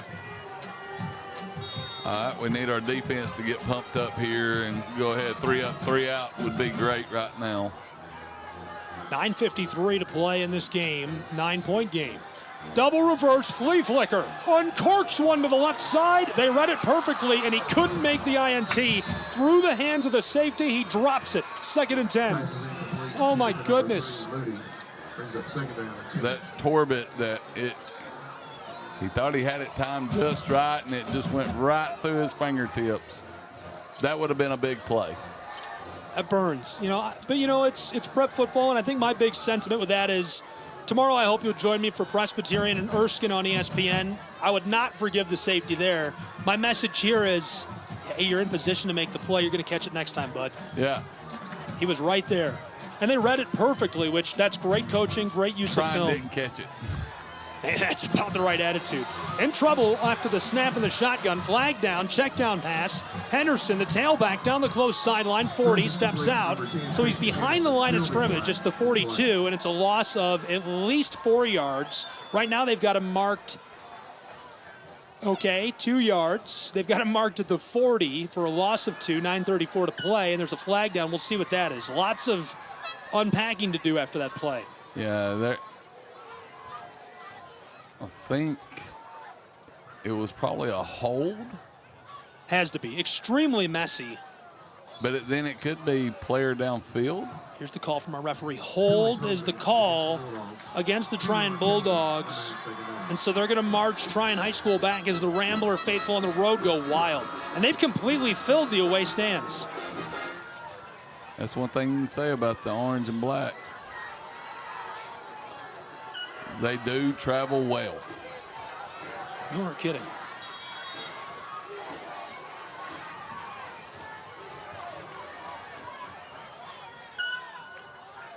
Allen motioning Lowridge across. He'll take the snap in the shotgun, rolling to the far side. That's his left. Throws this down the sideline for the 45, right near the original line of scrimmage, and it goes incomplete.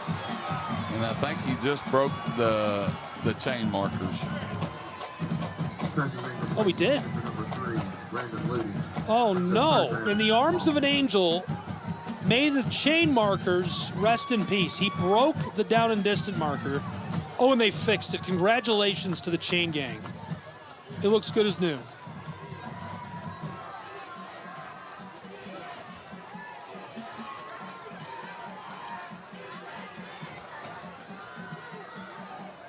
Keep on, defense. Allen has got a ton of receivers split out wide, and a timeout taken down on the field by the Trion Bulldogs. They need time to examine this. I mean, Butterbean, there's 9 minutes, 27 seconds left. With the length of drives, am I crazy for saying that it's do or die right here? Is that too dramatic? I mean, yeah, with a 9 point, I mean, you got to go for it. It's 2 possessions. You got to score twice. 2 touchdowns, too. You can't chip off a field goal. Well, actually, mathematically, you very much are, but it's still 2 possessions. 2 possessions no matter what. And it's 3rd and 20, and some coaches may have that on the spreadsheet, a play that you want to throw out there, but they've done showed the reverse with the pass back. So LaFayette just needs to stay on the balls of their feet and keep the gas going. Rambler marching band making noise on the road. Allen needs to move the chains. It's 3rd and very long for the Trion High School Bulldogs. In the shotgun, he throws. It's a screen, caught at the 30. He gets nowhere. Back to the line of scrimmage. It's 4th and forever. They had 5 wide receivers and basically olayed our line to try to run in behind them, but that fine young man right there, middle linebacker, said, hey, I'm going to stay my lane, and made a great tackle. Big time play. Just under 9 minutes to go, clock running. I got to give it to the Lafayette defense. I mean, they stay in their lanes. And every once in a while, you'll see them get out a little bit, but not too much. This is too long of a situation to go for it. It's 4th down and 20. The ball's at the 32. The quarterback is lined up at receiver, but I just don't think you can afford to go for it. Think there's a timeout? Sounds like a timeout indeed. There's a flag back for delay of game by the punter. He's hit with a 5-yard penalty, so now it'll be 25 yards to move the chains, and the football will be at the 27-yard line of the Bulldogs. I just don't think you can risk going for it here. If you turn it over in your own side of the field, Lafayette can milk some clock. And really defensive-wise, I wouldn't even go after the punter. I would hang back just in case. Snaps away. Punter gets this off. Centello almost got thrown into the punter by a blocker right there. 8:23 to go in the game as this one rolls off at the 35-yard line of Lafayette. So they will take over 65 yards from the end zone and drive right to left from the close hash mark. They are leading by 9 in Trion, Georgia, where it's 25-14. Glad you're with us for Prep Football. Trion Bulldogs defense needs the stop of the season so far to keep their chances alive in this game. Lafayette is just going to look to burn clock here. And with that wing tee offense, every drive takes them 7.5 minutes to get down the field if they score. I don't think they can stop them. I mean, they have to do something spectacular right away. They've got to smack them in the mouth. And this right here, and this is probably what Ethan is preaching to his offense. Guys, play smart. Play with your heart, not your head. And run the plays right. Because you don't need no crazy flag right here for being dumb. Lynch is lined up in a three-point stance behind him. The ball goes to Harris. Far sideline, in trouble in the backfield. Slips 1-2 and dragged down after a gain of 2. So it'll be 2nd down and 8 now from the 37-yard line to their own side of the field. I really don't even know how he felt the hole to even jump off into right there. No, it's an impressive carry by Harris. It's kind of what we expect out of him. He's a really talented guy with a ball in his hands. We haven't seen a lot of him this year. I have a feeling we're about to see him get much more involved. Well, he's playing a lot of downs in JV. He's only a sophomore, got great potential, hard work ethics in the weight room. Him and Brian, that sophomore class, I'm telling you, there's great things to come at LaFayette with that sophomore class. Right up the middle, spinning. And this one goes for a yard, maybe 2. They're going to make it 3rd down and medium. They need 5. The football is right on top of their own 40. Trion Bulldogs need a stop here. 7 1/4 minutes to play, or it's 25-14. Lafayette High School Ramblers are looking to win their 3rd game of the season. One of the best starts in the last 2 decades for this Lafayette High School.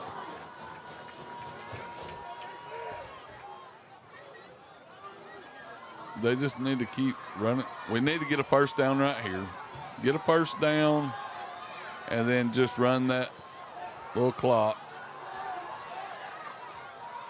Ramblers fumble. Edwards picks it up. He's in trouble. Grabbed and dropped. Lowridge is on top of him and pulls him to the turf immediately, followed closely by Hudson Thomas, the junior defensive end. Good job by Edwards picking the football back up, but the Bulldogs swarm him immediately. 4th down, and the Ramblers will have to punt it away, but with only 6.5 minutes to play, the Bulldogs are going to have to turn 2 scores really quickly. But one thing that the coach for Trion is going to have to think, do I send them? We have got a fast punter back there. Or are we going to hold back and let's block and try to take our chances? Williams, the punter. He'll punt it. He took that extra step. And it's going to take a Bulldog friendly bounce across the 30 to the 31. And that is where Trion High School will start this drive. They will work from left to right with 5:49 to play, trailing by 9, 25-14 to the Lafayette High School Ramblers. They are seeking their 3rd win of the season as they're 2-2. Ramblers are 2-1. A 3rd win would be one of the best starts in the last 20 years for Lafayette High School. They've only had 1 winning season in the last 2 decades that was over 500. That was with Paul Ellis. I think 2004, right? I gave you that year. No, they went to the playoffs. 2008, maybe? They went 500 and went to the playoffs. Yes. The last time they won more than 5 games was the mid-2000s. Looking for a 3rd tonight. 1st and long. Toss down the left sideline. Caught! Oh, baby, climbing the ladder. Look at the flash of the gloves. Allen uncorks that down the sideline. An unreal catch and play by Brandon Ludy, the senior receiver. He makes it 1st and 10 beyond the 50 at the 38-yard line of the Ramblers on the far hash marks. Working left to right, Trion Bulldogs lined up to go again on 1st and 10. 5.5 to play. They trail by 9. And that was just a great catch by that young man, because that was great defense. He just made a great catch. Quarterback made a great throw. Toss deep, this one incomplete. Mid-air collision. Bulldog fans want a call. No flags down. I think that guy's wanting every call. I think so too.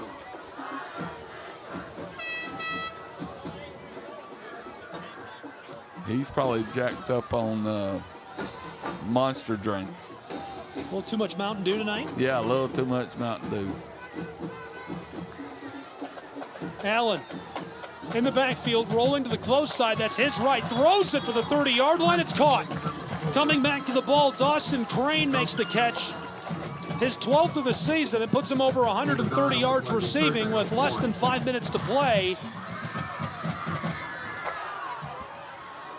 And that was actually a great catch. I mean, sliding down, trying to get it. Allen in the shotgun. Defense. One receiver out wide to his left. That's the far side as they're working left to right.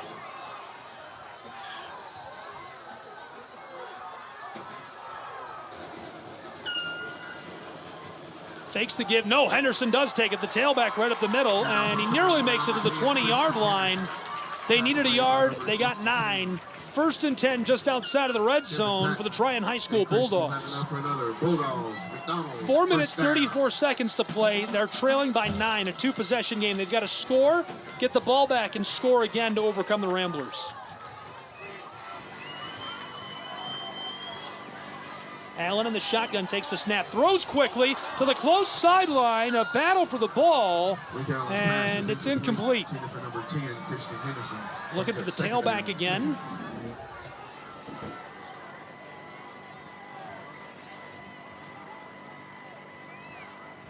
Allen running this offense. He has been commanding today at home for Trion High School.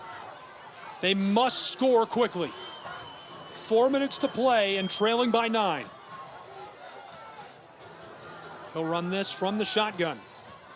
From the 22, drops back, looking deep, hit as he throws for the end zone, and it's incomplete. Overthrew his target, disrupted in motion on the pass. He was looking for Bryson Roberts, who was wide open and headed for the end of the field.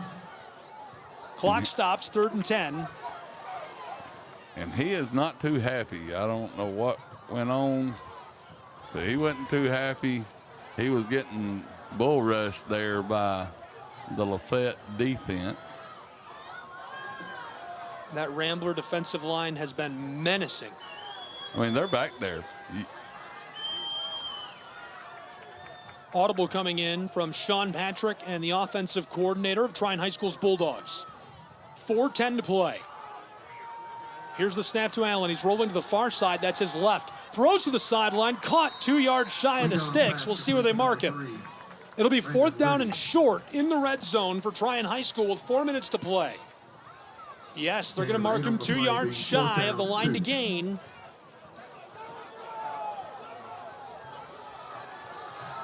Looks like he's going to try the field goal here.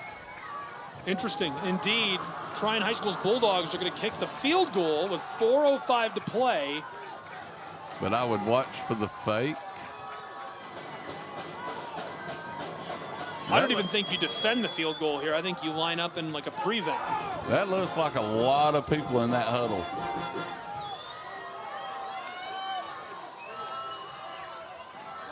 They're trying to draw them off sides.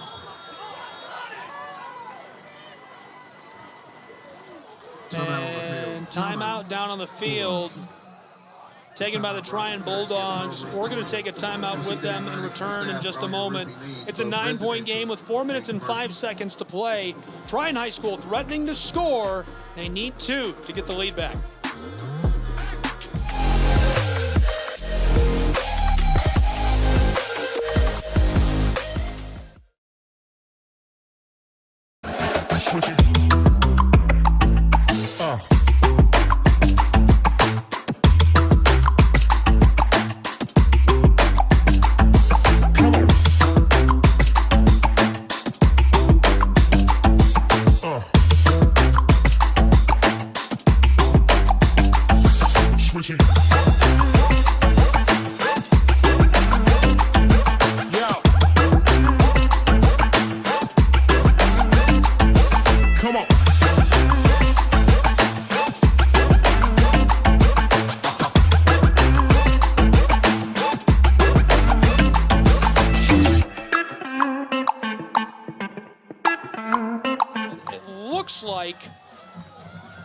It looks like they're going to run a play. Power set on the field for Trion's Bulldogs. Here's the snap. Big guy right up inside. That moves the chains and way more. 8 yards. And it's 1st and goal for the Bulldogs of Trion High. Have enough for another. Bulldogs, McDonald's, 1st and goal.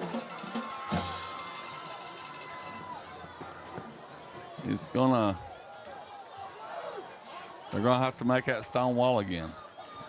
They're gonna have to make a defensive stand right here.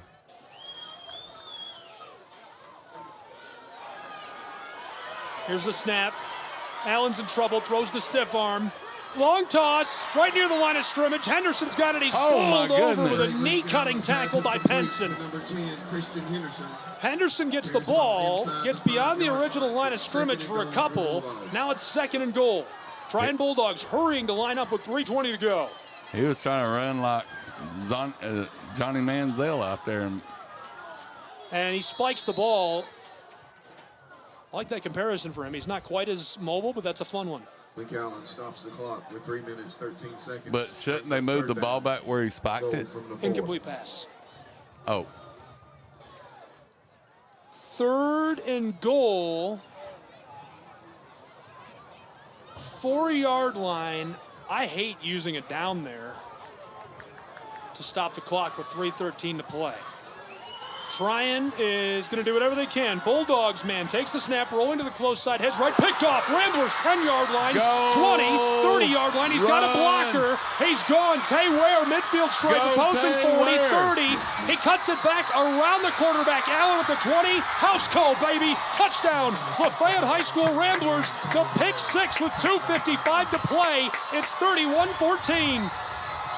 Oh, baby. Call up the GHSA. Call the NFHS Network. Call Georgia High School Football Daily. It's a Sports Center Top 10 Pick 6. That was a big-time play by a big-time player. Unreal play by number 23, Tay Ware, who picks it off and takes it to the house. What a play. If you're not here at this game, you missed it. Unreal. The Rambler crowd is still going nuts in Trion. PAT team is on in a 31-14 game. It's Harrison on to take the point after try as the crowd finally starts to calm. Bulldogs are having problems with their PAT defense unit. Someone came on that wasn't supposed to.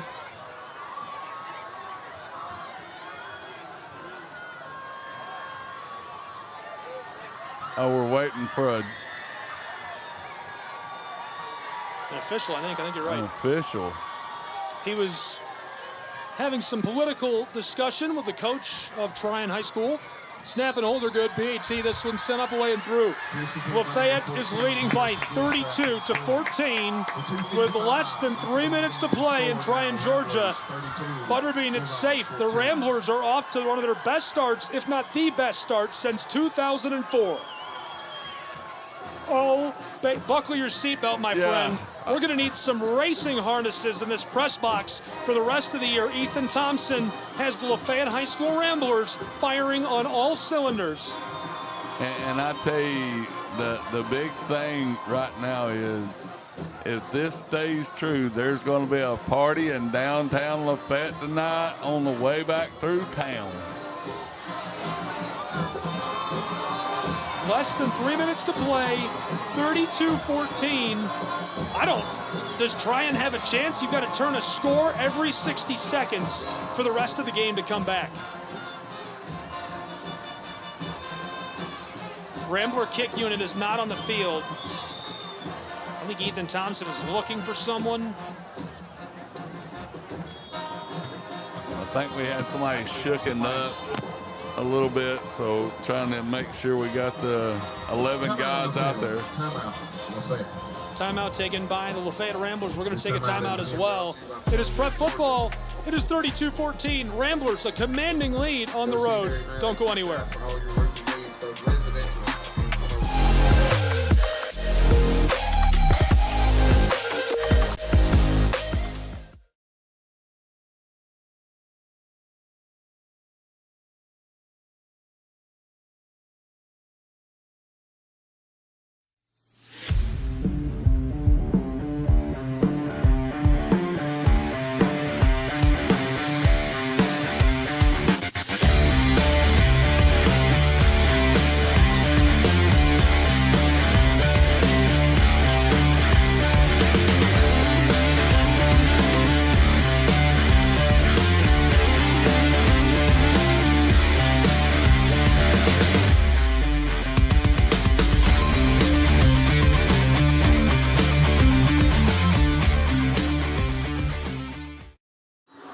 Kickoffs away. Sails from right to left, and this one blown dead as a penalty flag hits the turf. I think we made it 1 foot too long.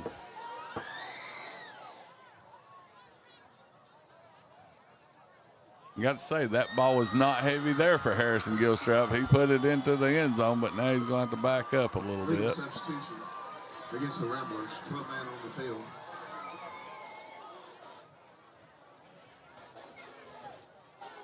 Men on the field for Lafayette High School is what I'm hearing is the call.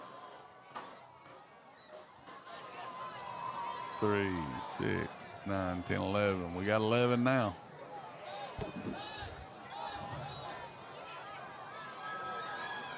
I would never even try to count. I would get it wrong.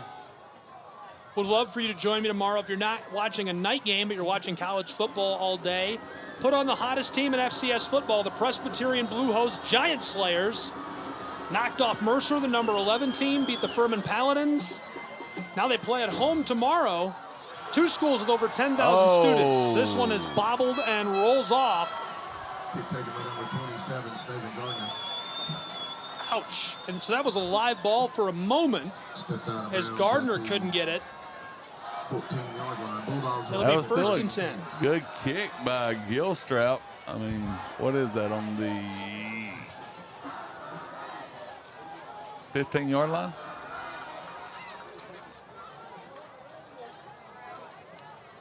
Here comes the offense of Trion High School's Bulldogs to face down the Ramblers defense.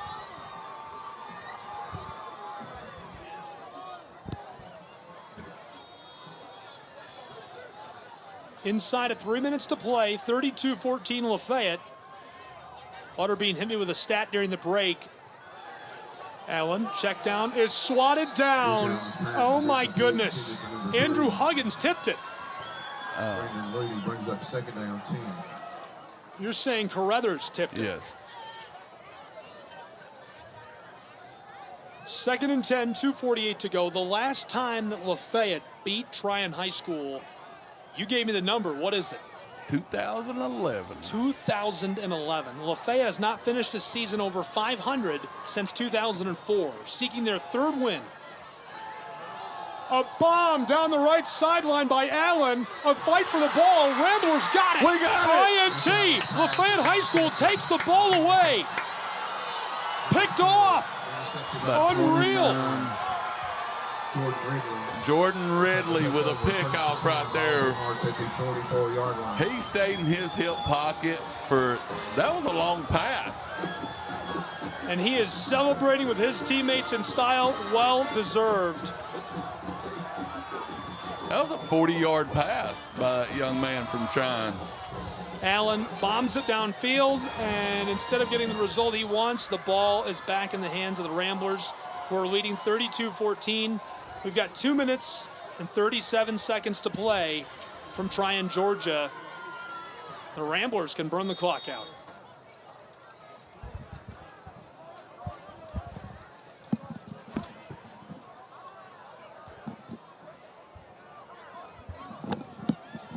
Here's the give. Tailback to the right side, outside hip of the right tackle as he tries to go to the far sideline, and Bryson Cleghorn is wrapped and dropped after a gain of 3 yards. 1 first down will basically put this one in the books. Second down 7. 7 yards needed to move the chains for Lafayette High School, who is in the midst of not only a historic season, but this will be a historic win, their first over Trion High School's Bulldogs since 2011. Ethan Thompson sends on his star receiver, Porter Centel. What a magical start to the year for Lafayette High School. I've got chills. Ramblers. 2nd and 7, man in motion. There's the give to the big guy right up inside. Ethan Lynch nearly moves the chains all by himself. He's taken down right on top of the midfield stripe at the 50. By the interior of the Bulldog defense. Gain of 3 on the play. Brings up 3rd down 4. Inside of 90 seconds to play.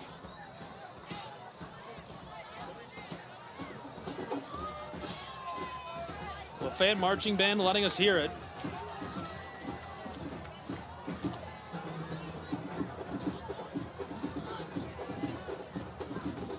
Third down and 4 from right on top of the 50. Ramblers, 69 seconds to play. A comeback at this point is impossible for the Trion Bulldogs. And a timeout. It is going to be a flag for delay of game against the Ramblers. 58 seconds on the clock.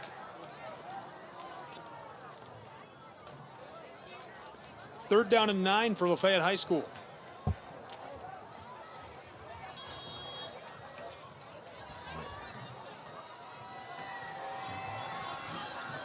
We'll go ahead and call this. It's going to probably be a pass play.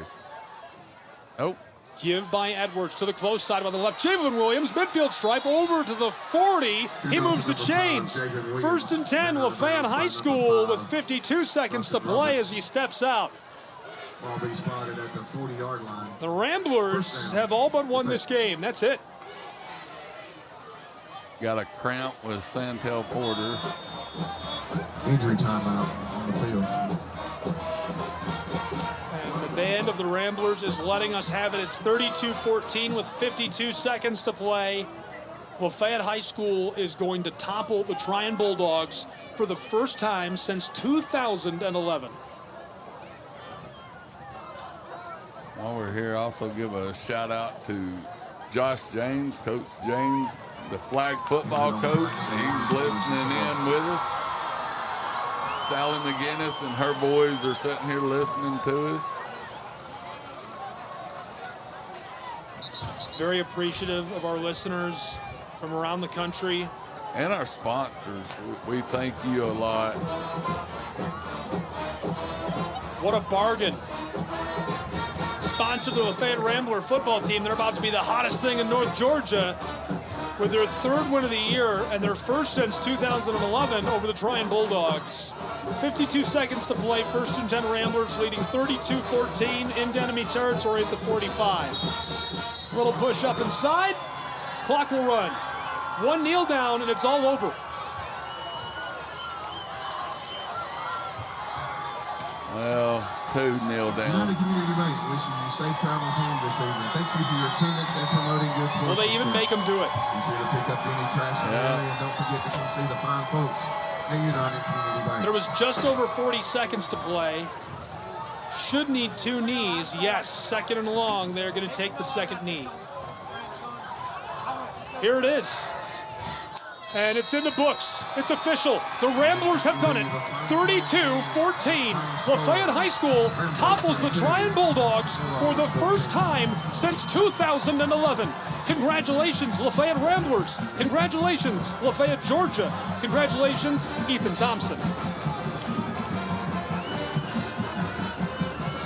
A 3-win start for Lafayette High School. One of their very best since the last time they were over 500 in a season in 2004. Unbelievable.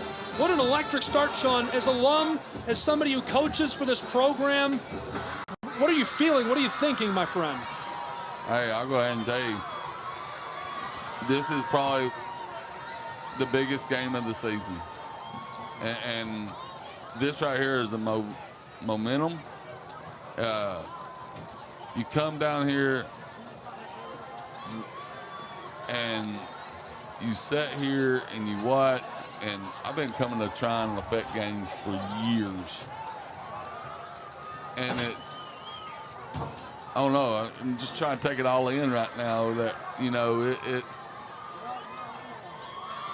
great. It's great to be a Rambler. I'm so proud. I'm so proud of our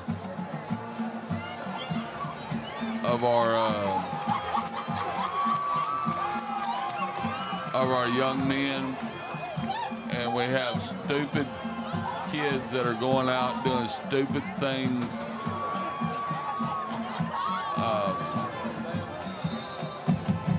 And it wasn't our players, just to let y'all know. It was people coming off the sidelines doing. Kids are going to celebrate.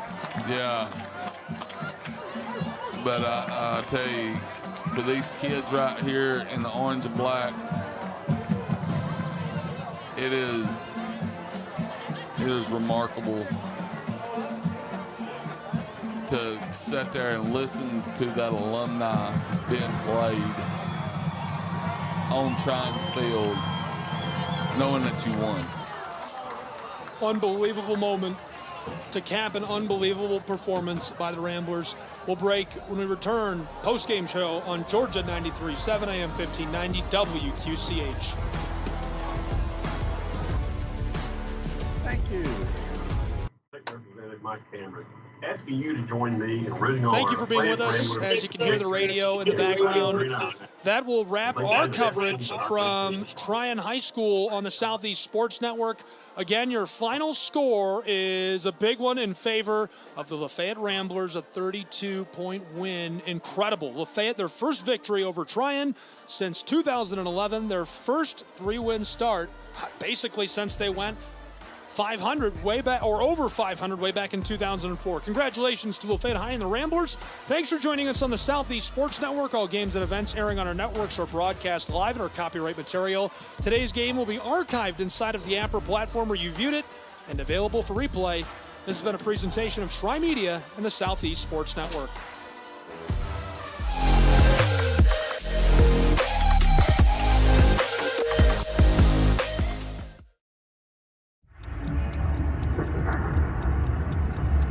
Some might ask, what's the hurry?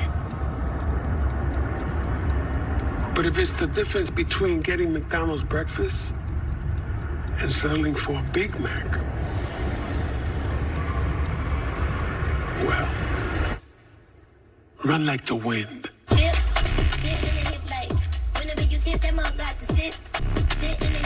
Ba-da-ba-ba-ba.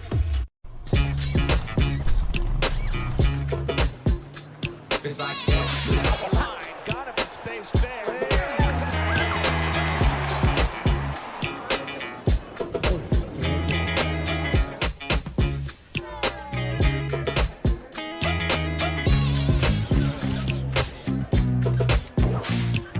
Everybody feel it, come around with the rhythm, it's a sound. Everybody get down when we give it to you.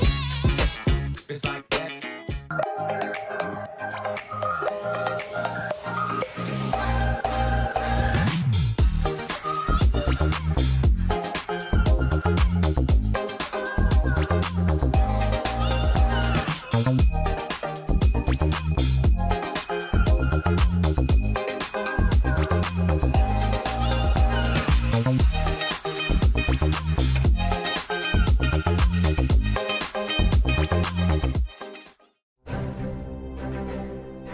You don't have to wear a uniform for service or sacrifice.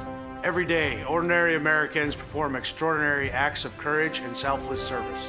Please join us in recognizing citizen heroes who have made a difference in the lives of others through their acts of courage and selfless service in communities across America. Nominate a citizen hero today at themedalofhonor.com.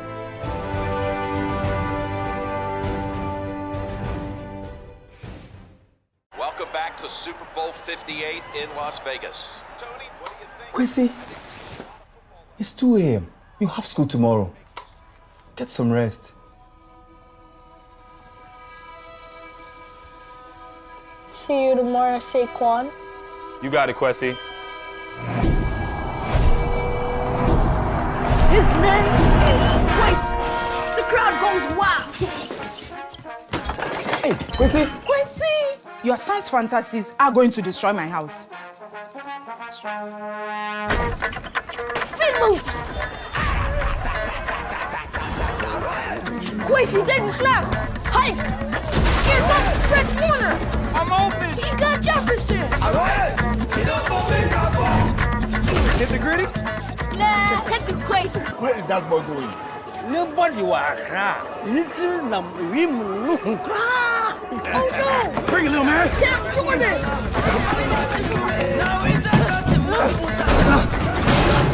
I'll see you tomorrow, Quincy. Quincy's in trouble. I got you. He pitches it to Saquon. No! My ball!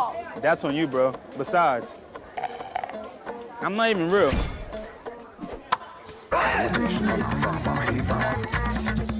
All right.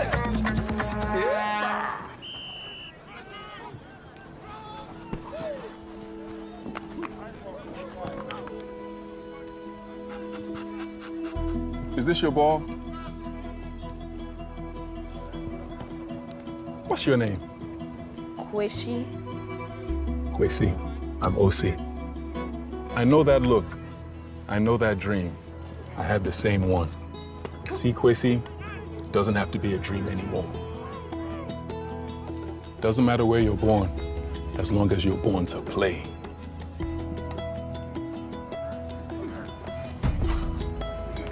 Just making sure you were real.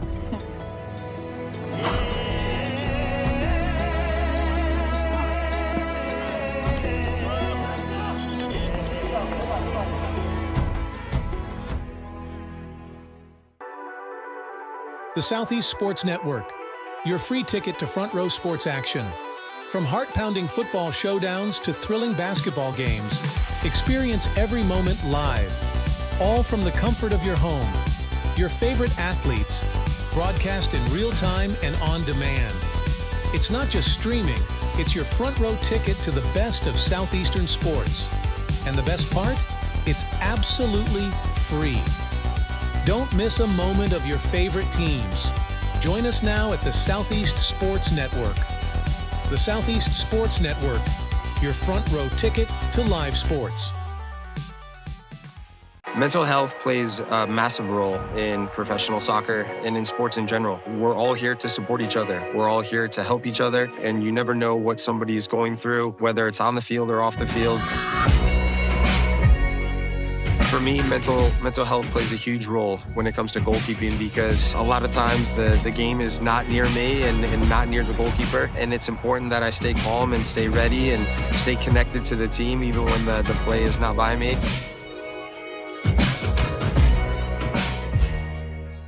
Once upon a time, there was a girl with golden locks. You know what? Maybe it was like a rugged, woodsy dude. Yeah. The beds were too hard, the chairs were too soft, the porridge was too... This Goldilocks wanted something tastier. Those look just right. First, he drove the Ram 2500 Rebel to pick up some dinner.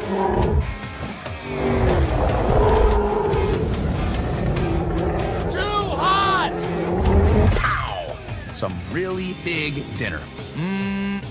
Tastes like chicken. Next, he took the Ram Charger deep into the woods to flex his artistic muscles.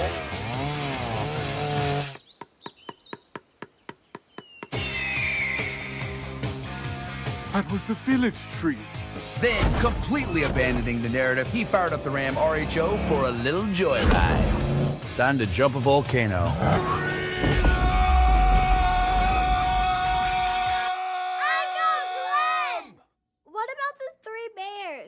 This is my story.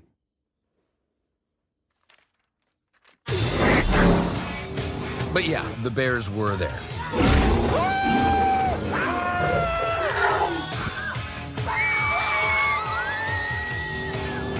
And they all lived happily ever after.